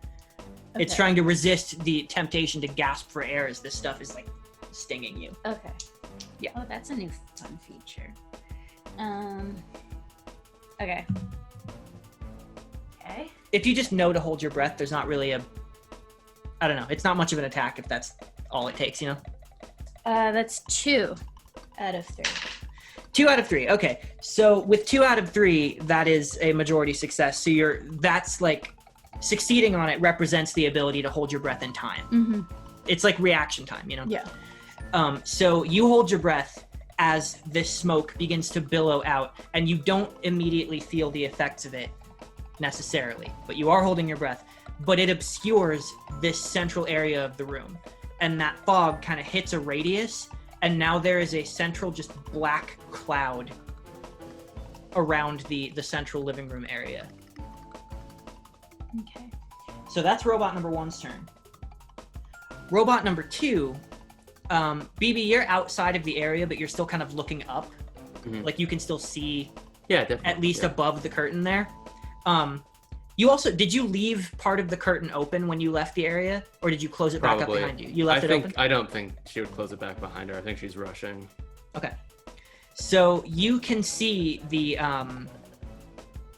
big, like the cloud billowing out in that radius, but you also see the second robot on the other side of the room. You see the camera on its face switch to a different color, and then it dives down into the smoke. It's going to rush forward, and well, you don't really see it, but you do hear it. I do hear it. So I am going to have you roll a dodge with a disadvantage. So you re-roll. I'm going to say, A success. because you resisted it, you still don't have visibility for dodging, but you did resist the effects of it. So I'm gonna say that you're at two rerolls of successes. You reroll 2 successes. Then I can't win. You know, it's like impossible. Well, you might roll another success. No, it's not. That's 0. How large are those dice? They're just standard size. Yeah, they sound like they were thumping Yeah, down. that. Oh. Sorry. No, it's all No, good. you're It didn't- fine. It didn't sound bad. It just sounded heavy. Yeah. Yeah. This rounded one has to be rolled on the table where the mic is, otherwise it will run away. Right. Gotcha. Yeah. Yeah, you're dodging from a blind position whilst holding breath. That's unfortunate, disadvantageous time. So you are going to take 5 points of damage only.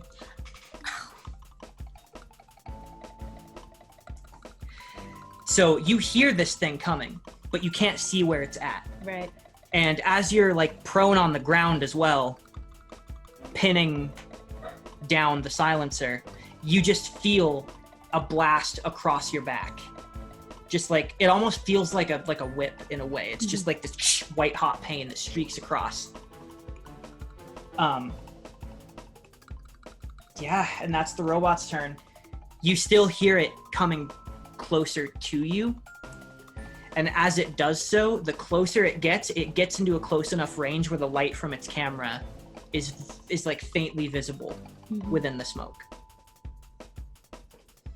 Back up to the top, on Pantheon's turn, you can still hear the fight going on up above.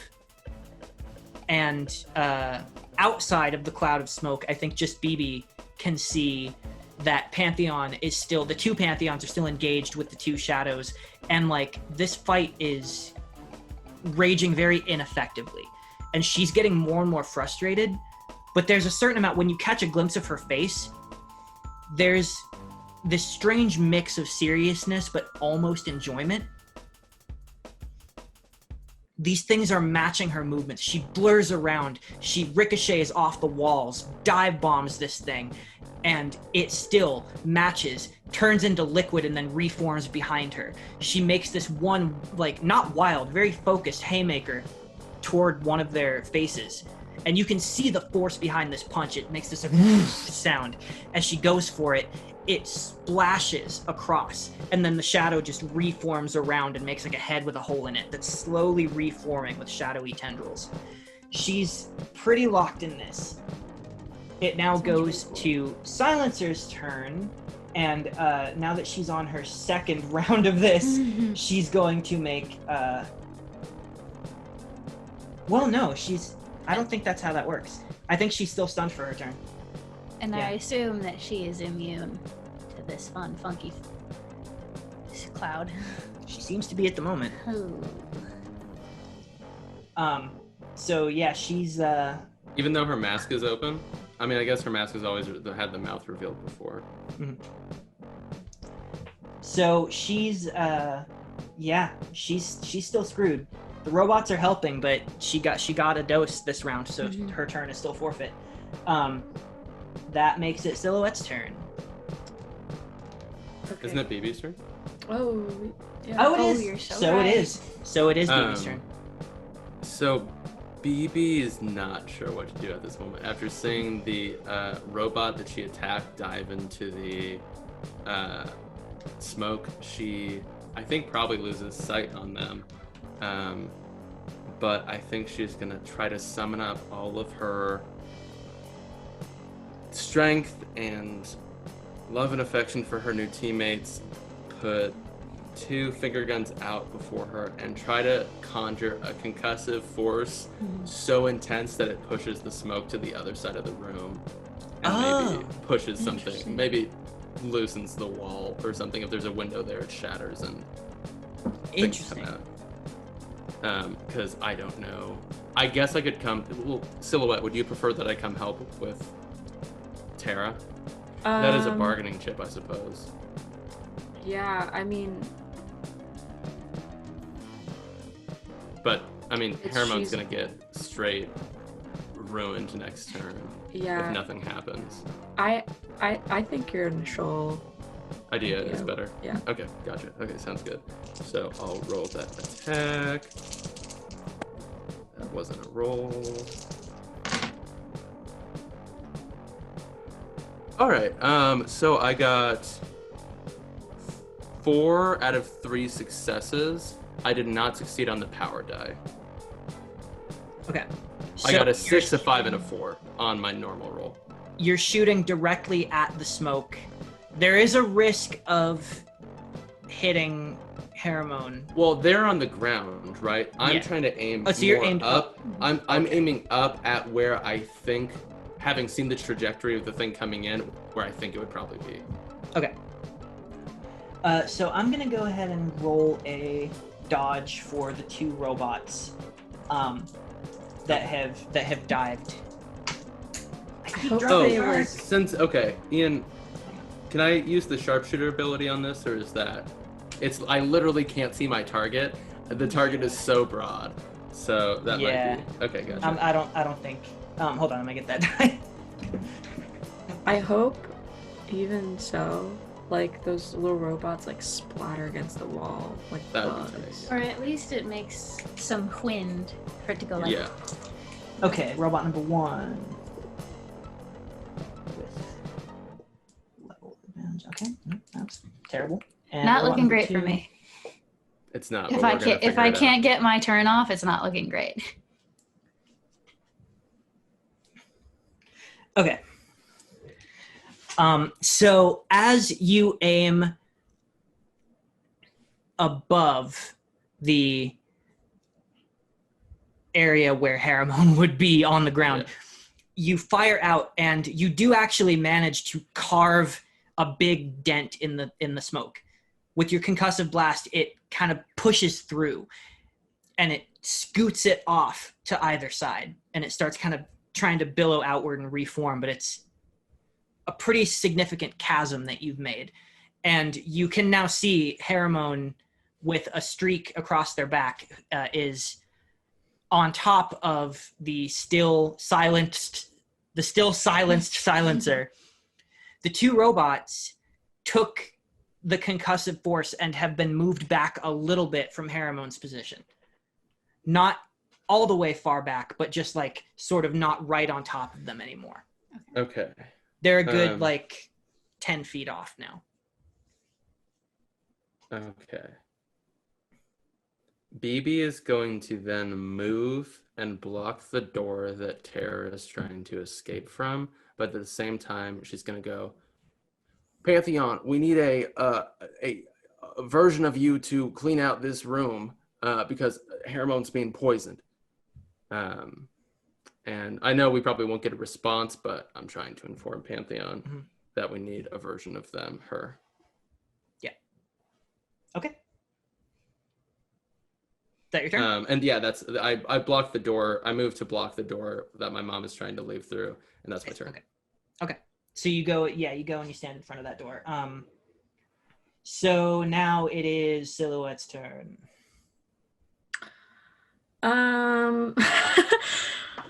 Silhouette. Dr. Baker is just like has her phone out and is dialing. She has dialed. It's ringing. She's making a little ring. Okay. Has anyone picked up?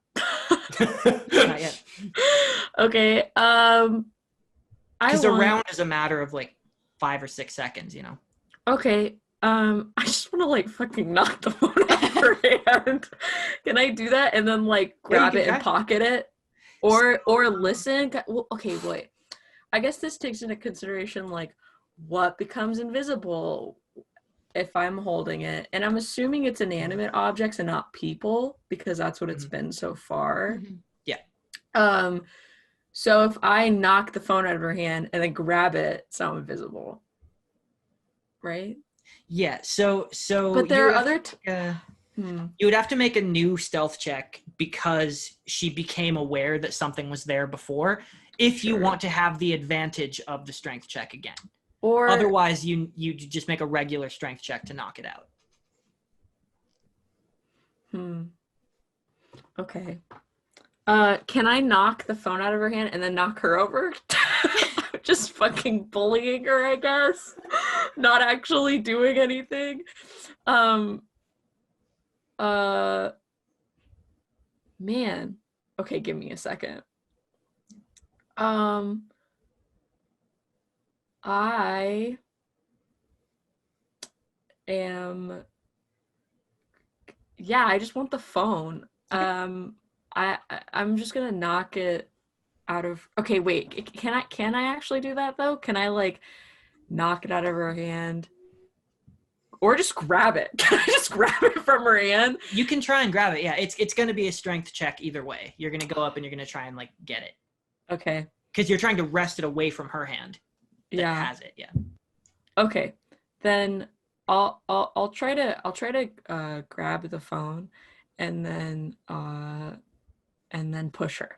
Okay, that's what I'm gonna do. You got this. What do I have to? What do I need to roll? Do I need to roll stealth for this again, or was that already?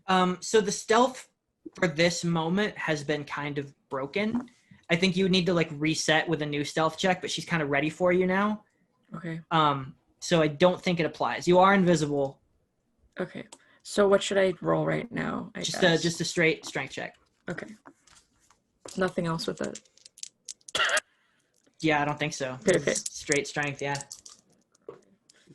Karina and my hopes are with you. That's what you roll with it.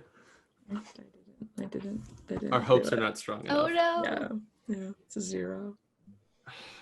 I rolled 2. So you go to knock the phone out of her hand and you collide and you try to wrest it from her, but she's like, I will hold on to she's this. like, what is Your this life. invisible force that keeps doing this? And she like kind of tries to grab up at your wrist in a way. Yeah, with 0 successes versus 2, I think she actually does manage to grab your wrist. I figured. Fuck. Okay. Is that the end of my turn? What else were you going to try to do? Try to push her? Yeah. I mean, you still have the rope in your hand. You could electrocute her and You could fully make another murder her. attack. You could. I guess. Is that big? That's a big thing. I mean, Is trying this- to knock the phone out is an action, but you failed with like no successes and are now like kind of grappled, you know? So I think you have to either just roll with an attack at this point or like try and break out and like reset your stealth a little bit. Okay. Yeah, I mean, like, can I tase her? Quite literally. Is So that too big of an action? because you are grappled to her at the moment, that is going to give you 1 level of disadvantage. So I'll have you re-roll 1 success. Okay. What should I roll dexterity for that? Yeah, same as you did last time, dexterity with the gadget. But re-rolling a success. What's gadget specialty? Cancel out the disadvantage for just a flat roll. So gadget specialty is re-rolling all failures Once. and all failures once. Yeah, but then re-rolling 1 success. I don't know if it cancels. I think you can just do. Gotcha. Okay. Both. Yeah. So just Gotcha. yeah, okay. Oh my God. These dice are like failing me today. You got this. Okay. It's 4 and above, right? Mm-hmm. Okay, so I'm gonna reroll one of them. I only got 2 out of 3. But I rerolled. so then, can the she one re-roll the failure. failure? I already rerolled it once. Okay.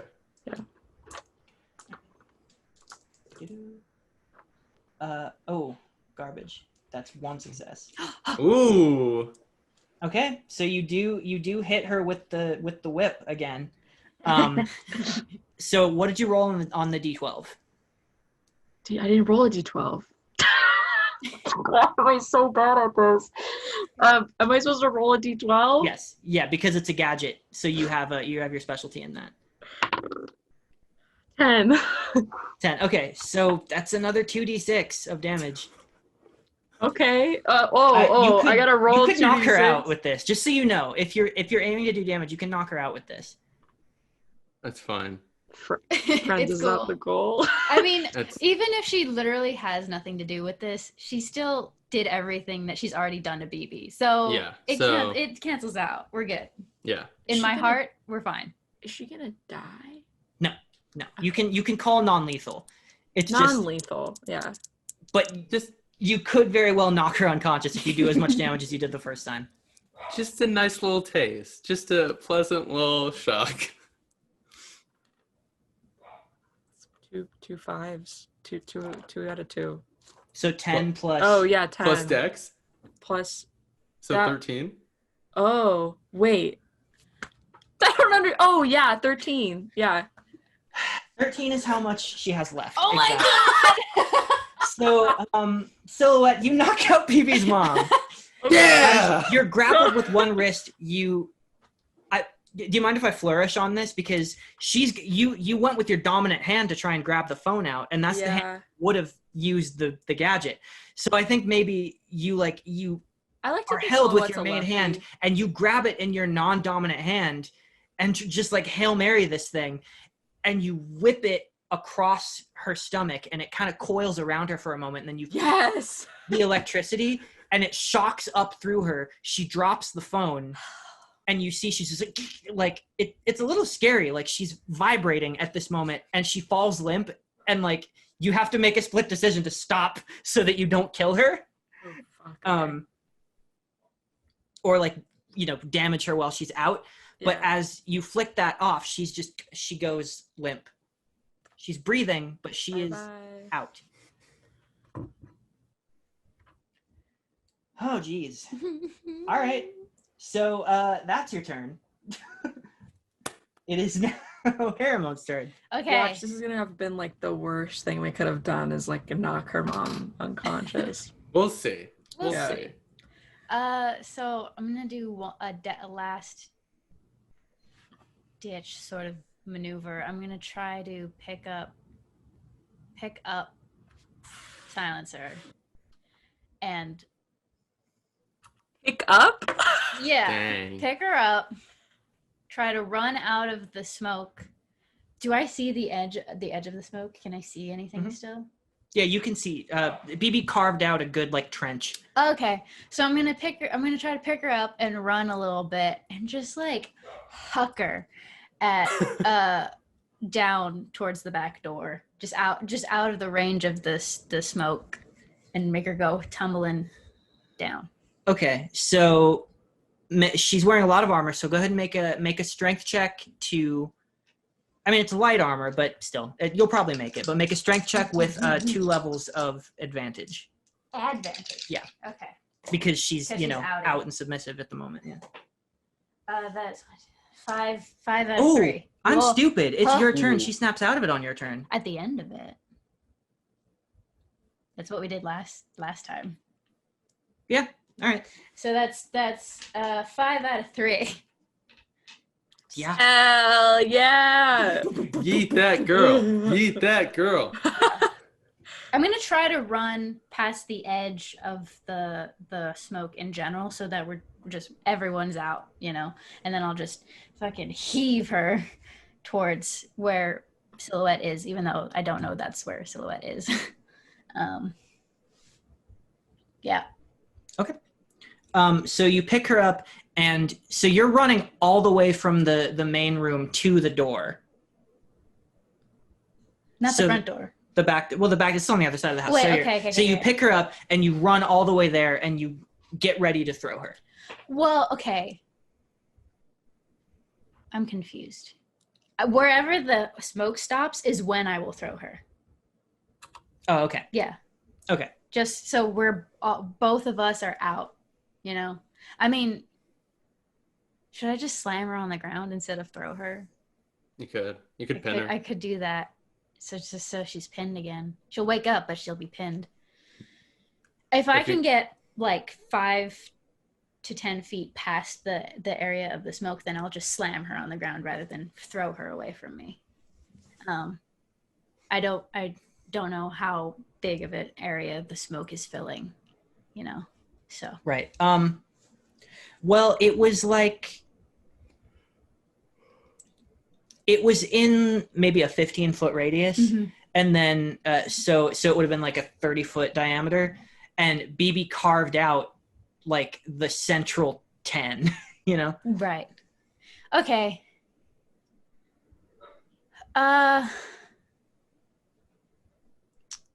It's probably on the edge of my movement anyways. So for insurance for next round, I think like we'll just break the edge in the center where Vivi carved it out, and then I'll just slam her on the ground and try to get back on top of her. Okay. Yeah. So you slam her onto the ground. Are you trying to deal damage with that? Oh, for sure. Okay. So I'm going to say you're either slamming with intention to deal damage or pinning. or her. pinning. Okay. Yeah. Let's do damage instead. So that would. Do I have to re-roll for that, or? Yeah. I think just roll because this isn't like a regular attack. You're just trying to like throw her down. Just roll a strength check to see how hard. Okay. I'm imagining like a wrestling just smack down. Oh, for raw. sure. Just like boom. Yeah. Boom. It's probably just going to be a d6, but 3. 3. Yeah. So a so 6, just a 6 and a 4. yeah. So just roll a d6. Okay. Plus And my that'll strength. be the yeah. That's 9. Oh my god. 6 plus yes. 3. Hormone Angie. V Angie. V Been Angie. poisoned V Angie. So yeah, like a wrestler, you pick her up over your shoulder and then just crunch her into the ground. And it's pretty heavy. You hear like the armor buckle a little bit. Like a wrestler. So that is your turn. Yes. On Tara's turn, she's unconscious. She doesn't do shit. But on her turn, you hear the phone still ringing on the ground. You hear on the other line, it picks up. Who is it? You're listening to it? Because it is like it's on the ground, but you can hear the voice on the other side. FCS, what is your emergency? She called just the basic police. Hello? But okay, look, we're not sure the police are good. We're not sure about anything in this situation. Yeah. Hello? And that's what happens on her turn. It is now the 2 robots' turn, and they're both going to go after the person who's like on top of their. That's fair. That's so fair. I mean, They have 20. one job. I have 20 to spare. It's fine. I have 20 to spare and my own first aid kit. We're good. We're good. We're good. I say. Both Trying turrets to assure come myself. out. So the first one is 1 success. Okay.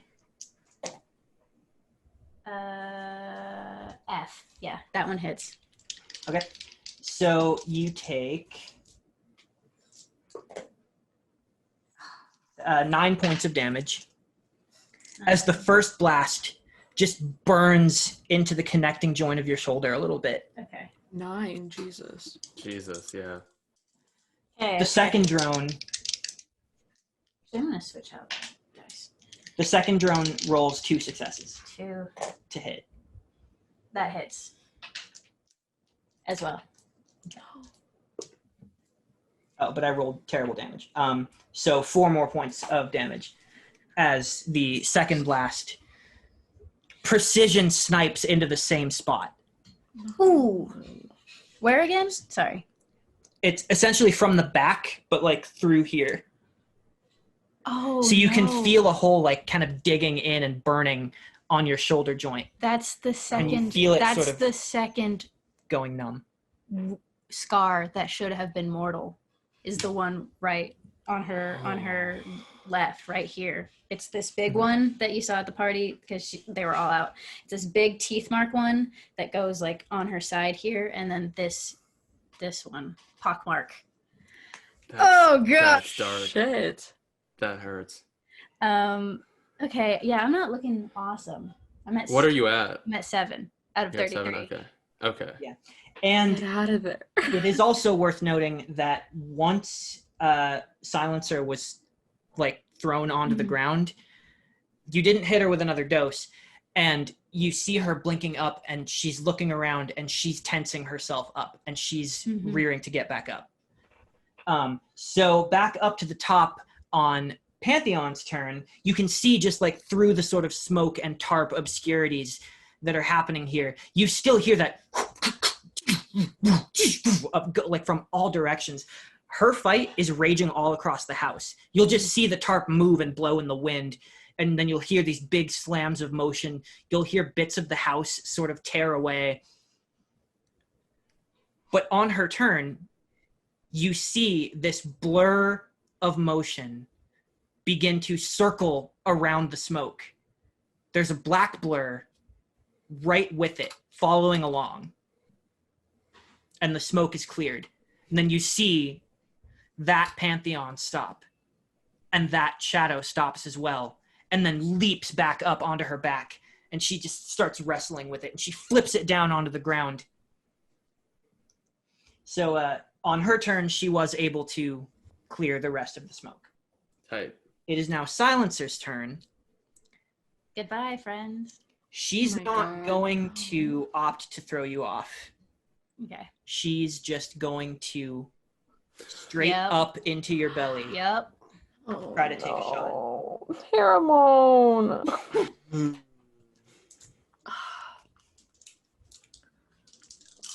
That is not good. This is really not good. Ooh. Yeah, it's not. No. It's not. Very, really not good. You're never going to believe this, Scully. I rolled 1 success. I rolled 0. God. Oh! Unless my you want to give me God. something. Unless you want to give I me rolled something. 5 entire die and only rolled 1 success, and you still rolled 0. Do you have any That's pretty- specialties that would help with evasion I or only skills? have. The only thing I have is perception. Oh. Can't Yeah. believe that. Yeah, you're gonna take it. I mean, luckily it's a failure on the D12, so it's Okay. it's 1d6. Okay, so potentially So, it'll knock you down. roll- As Roll her low. face curls into a smile, the hand comes up and you feel the fingers just press ever so lightly into your stomach. Mm-hmm. As you take 9 points of damage. Goodbye. Oh, Oh no! Not dead. Not dead. Just at 0. So, I think everybody can see this at this point. You see just a blast go up through, and you actually see it exit. Mm-hmm. It goes through your stomach. There's a smoking hole, not bleeding much. She's not playing around. It's essentially instantly cauterizing. And you can see this. Oh, no, you can't. It is covered. Yeah. Yeah. But it goes through the leather, and you see it, the blast just go all the way up and break something in the rafters as well, and the dust kind of settles. Oh my God. Pheromone clatters down on top of her, but she manages to sort of roll to the side and comes up relatively slowly but smoothly to her feet. She looks down and then back straight to BB. You hear Pantheon scream. I'm not going to do it into the mic. Does she know your real name? She wouldn't scream it anyway, but in the middle of this, but Yes. okay. I don't know why I asked that. But If they know, and if like Team Prestige knows, Pantheon knows. I think she just screams no. And you hear 2 different Pantheons scream no at the same time. Oh my God. It's like echoing in this room. As Pheromone kind of clatters to the side, still breathing, but very, very wounded and most definitely unconscious. That no widens the smile on the Silencer's face. She looks at BB. She goes, 2 to go.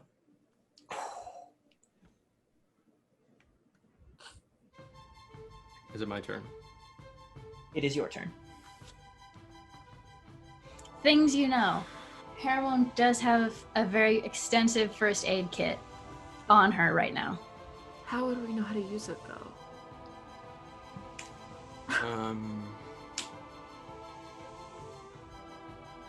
BB looks down at Haramon. She's not sure if they're gonna be okay. She raises her finger guns and she takes a lethal shot through the break in the mask. Okay.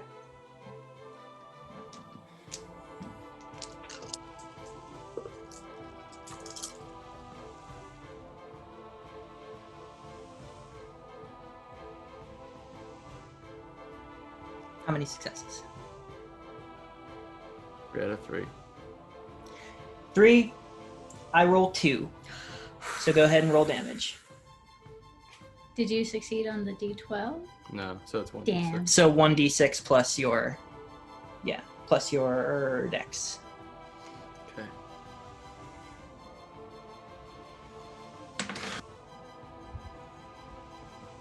That's 8 damage. 8 damage, you said? 8 damage, yeah. 8 damage. 8 damage is exactly the amount of HP that she has left. So I'm going to ask you right now, you said lethal. I want to make sure. Is BB trying to kill her or not? It's your decision.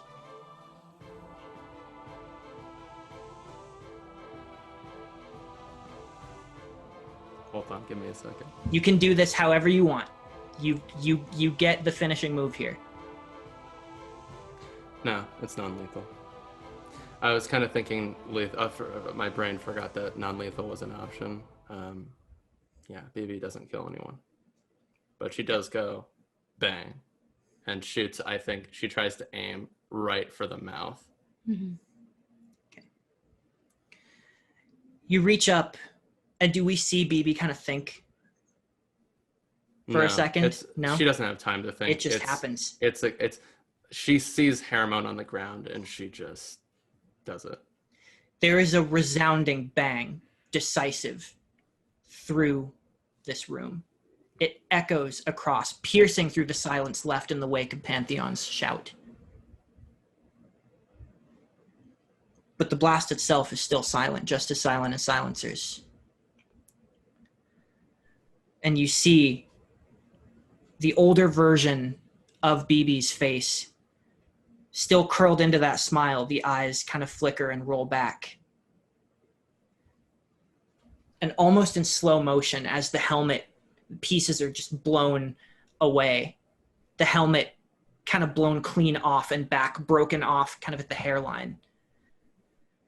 She falls back, pushed back, propelled by that force, and just collides into the wall and slumps down with labored, heavy breathing, unconscious.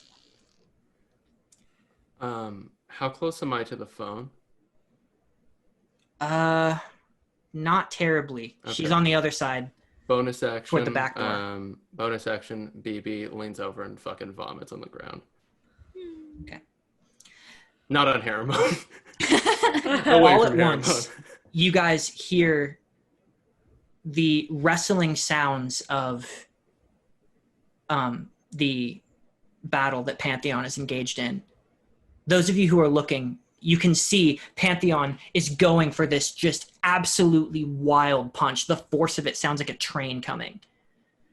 Just right as it's about to connect, the shadow dissipates. And she stops dead. She looks around. The other Pantheon that's in this room as well. You see her just kind of standing there, looking. The two Pantheons reform in a second and over to where Haramon is. She picks them up and just starts rummaging through their bag. Mm-hmm.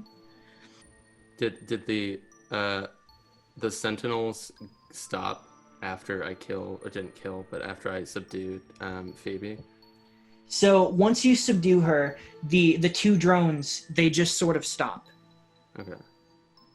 As she's unconscious, they seem to not be sure what to do. And they're just hovering there. I take the one out that I had already damaged and then don't touch the other one. Easy enough. They don't resist. They do nothing. They have no instincts without her, really. And you take them out, and they just sort of shatter into parts.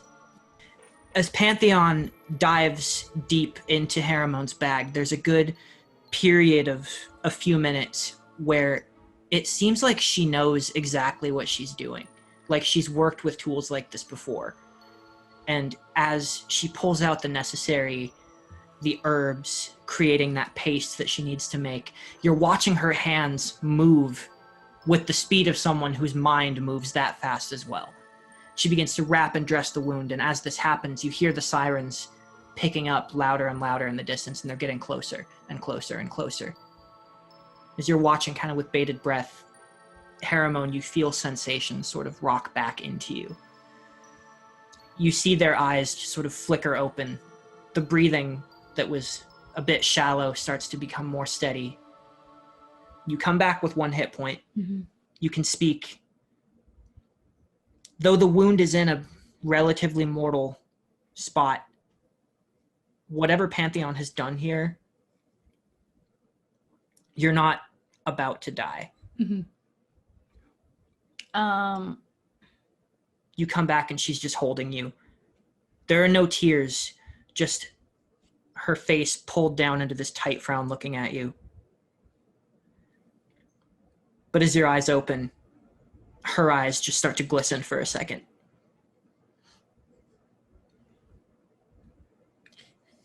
Okay. I think she'll just Haramon will just lift their head over to where they know, or where they suspect Jeremy's body is, at least where they know where Tara is and stuff. And we'll look back to Pantheon and just say, we need to get the clone back to someone.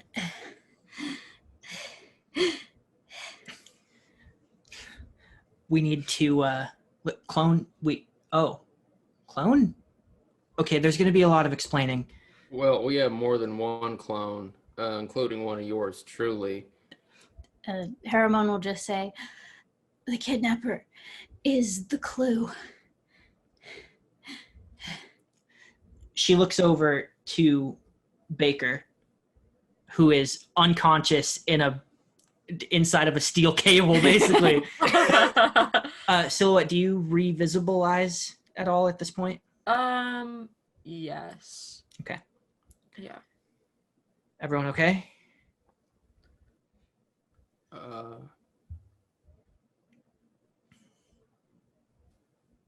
We're alive. That counts for something. Silhouette seems pretty just almost stunned, and is trying to get a better look at Haramon from where she is. I don't know if that'd be possible with the tarps and stuff. The sirens are now blaring outside, and you can hear sort of shuffling starting to happen. You hear tires starting to pull up, and Pantheon looks you guys over and she says, I can get you out of here. We need to make a decision right now. What are we taking? Haramon will say, Silhouette, the body. I uncover what's his name again? Fake Jeremy. Yeah. Fake Jeremy's body to show, I guess, Pantheon. Did Pantheon ever see fake Jeremy? No. Yeah.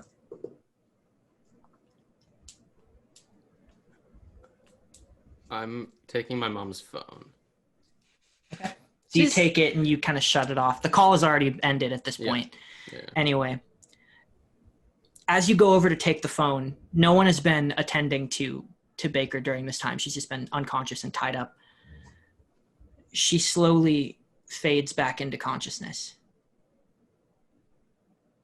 She looks at you. She kind of tries to stand. Is she still tied? Did you leave the rope on her? I was gonna say this before, but it was donezo. I was gonna wrap a power cord around her because I still have those. Oh, you would have had time to do that while Pantheon was... Okay, great. Yeah, then yeah, she's tied up, just not with the other tool. So she stands up, she goes, what? And then her eyes fall on Silencer. And she goes pale, and there's this moment where she looks like she's going to be sick. May I also suggest that because the helmet is completely off, right? Like we can see all of Silencer's face. So the pieces of helmet have broken back, and it's now just the kind of like broken off cowl. So you can see her entire face, and she is the spitting image of BB, but more mature. She is a BB in her mid-20s. Her head is completely shaved to be like just a military short buzz cut. And aside from just like some kind of dark circles under her eyes, she doesn't look ailing the way that Jeremy did. Mm-hmm. I take a photo of her. Okay. Are we taking that with us? Hermione is still just trying to like normalize their breathing. So Pantheon, can we take Silencer with us, because I feel if we leave them here, they're just going to keep coming back at us harder and harder. I mean, I just don't want anyone to have the opportunity to cover this anymore. And she looks at Tara, and Tara just, she looks, and she's just sort of like breathing heavily, and she composes herself, and she looks back at BB. And she goes, I may be a lot of things, but I swear to you, I didn't do this. That thing is no child of mine. Yeah, I stopped believing statements like that years ago.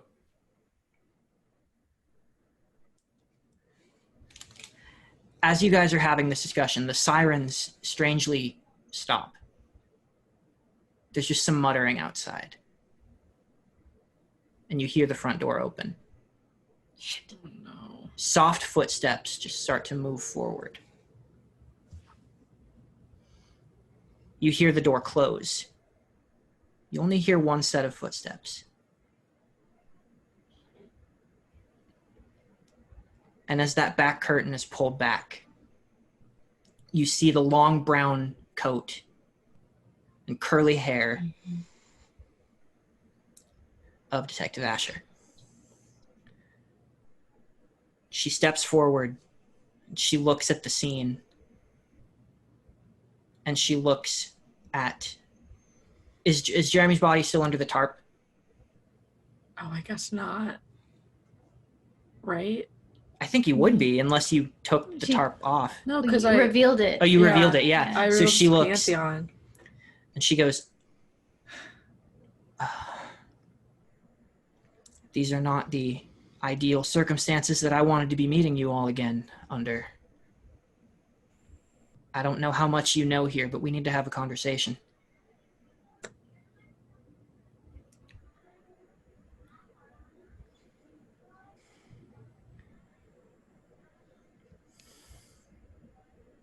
I need to go. Go where? I need to not be here anymore. That much I agree with. None of you should be here. Now look, I'm here because By now you might know that I've been looking into this myself, personally. And I have a deep connection with this case that goes back maybe a bit longer than you know. All right? And I am sorry to have lied to you. But what we do from here is what counts. And what you've done already, that counts. This will change something. And how exactly do you plan on helping us? Look, you have no idea what just happened. I know enough. And we'll talk about that. But right now, you need to get out of here. No one needs to know that you were involved. I can hold back FCS long enough. I do have the authority here. And you're lucky that I'm here. I have a source. We'll talk about that too. I look over at Pantheon, kind of like unsure of whether or not I should trust Detective Asher.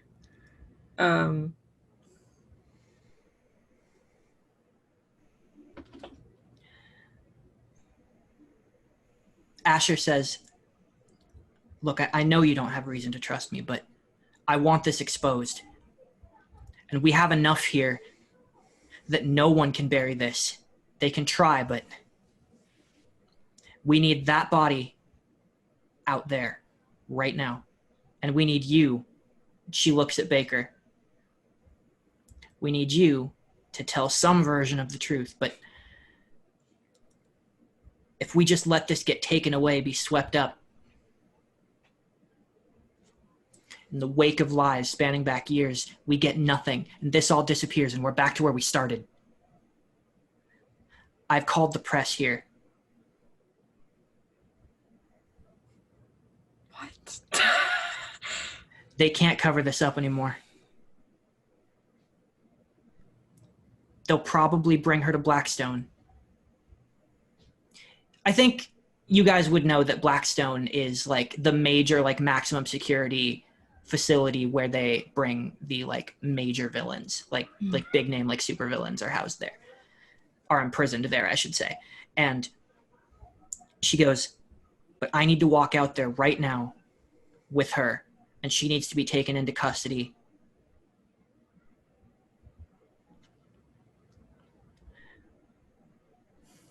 Then do it. What are you waiting for? What exactly do you want us to do? I mean, we did all this and now you're going to tell us what we're supposed to do. I just want you to get out. Okay, then stop I'll cause talking. a distraction. I will cause a distraction. I don't know how, but just wait for the signal and go. All right, I guess we're trusting Detective Asher now. I guess we are. Tara stands straighter and she looks straight at Detective Asher and she looks her up and down and she says, I agree. Whoever did this is operating at the highest level of authority beyond even mine. Whatever shadows that they have crawled into need to be illuminated. Right now, I don't see any other way to do this. I'll go out, make a statement, try to draw. I don't know that you're going to be able to break the perimeter. And at that, Pantheon raises up a hand. She goes, no. You guys go on ahead. Go home. Bring Harriman to get some proper medical attention.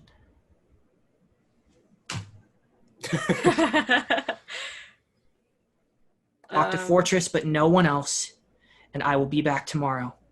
But for the time being, I think I know how to give them a distraction. You see a blur and this brief, like, semi-silent just wash of air as she flickers upward. And after a few seconds, you see an outlined silhouette in the moonlight up above as the sun has now set. For a moment, you almost think it's Fortress. Red cape flowing in the night air. And as Pantheon descends in full costume, light blue and white, with a classic golden belt, gold trim on her gloves and boots, a purple sort of swiping of makeup, almost like 80s glam metal makeup across her eyes, and bright purple lips. She has this determined smile on her face. As she floats above the house, you can see her through the rafters. She looks down at you and she winks. You hear just a din of activity outside, pictures being taken. You hear footsteps rounding out to the front of the house as she glides across in front and out of your view.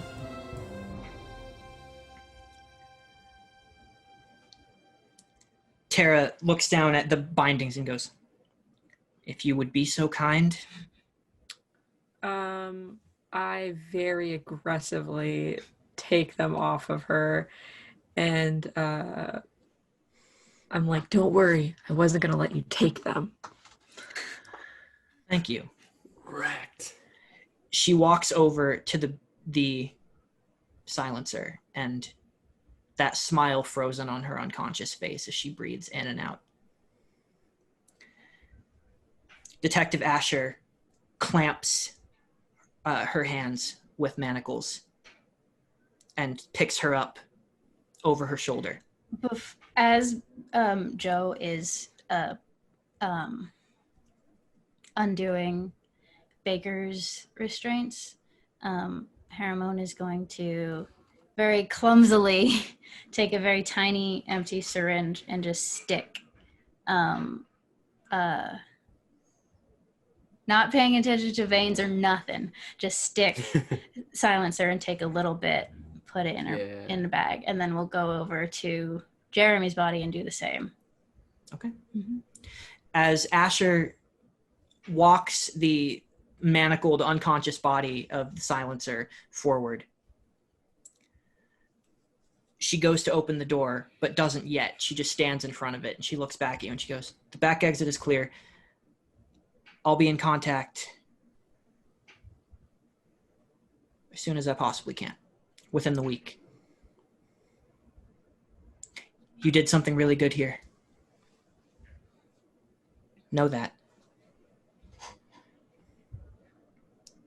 Well, Haramon will take out what looks like a little rolled up ball of just like dried green leaf and start to chew it.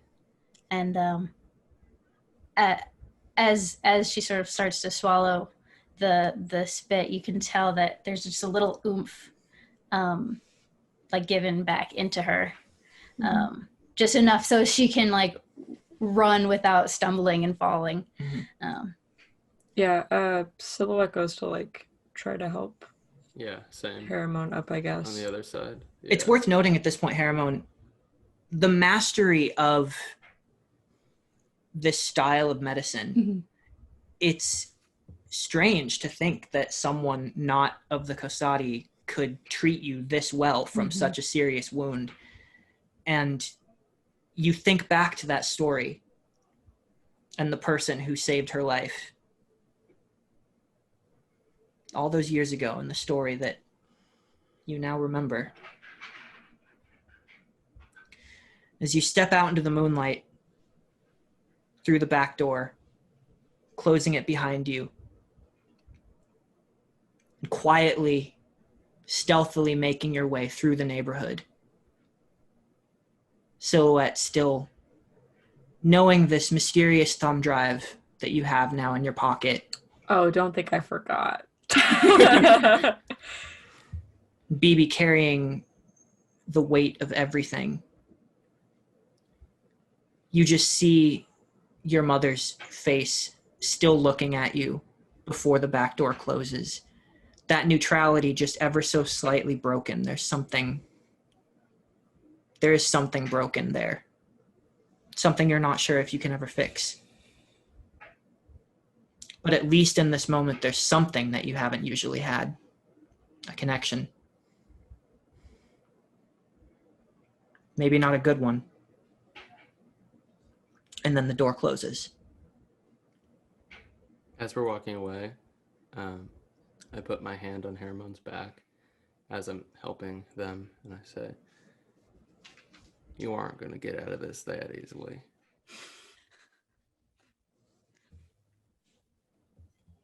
Haramon's just focusing on staying up, honestly. As you guys are walking away, you hear fading into the distance, "Pantheon, Pantheon!" Click, the click, click, click, and people writing on tablets. At that, I think Haramon's will just take a deep sigh and drop her head. And then keep on going. So you all make your way. You kind of find a quiet place to clean yourselves up to the best of your ability. Gather yourselves, get back to the bullet train, and do as your mentor instructed. And as you board the train, you all sit there together. And you see the crowds of people. It's not very dense at the moment. There aren't a lot of people on this train, but the people who are here, who are sitting around you, they're all looking up, gasping. People have these wide, beaming smiles. Some people are just confused. Some people look vaguely scared, but there's this aura of fear kindling into some sort of hope and recognition as you look at the TV screen that's playing in each car of the train. And you see the house with smoke still faintly billowing out from the windows and out from up through the rafters. You see the title, the breaking news headline, Pantheon returns. Surrounded by people, your mother in the background giving interviews, and your mentor for the first time.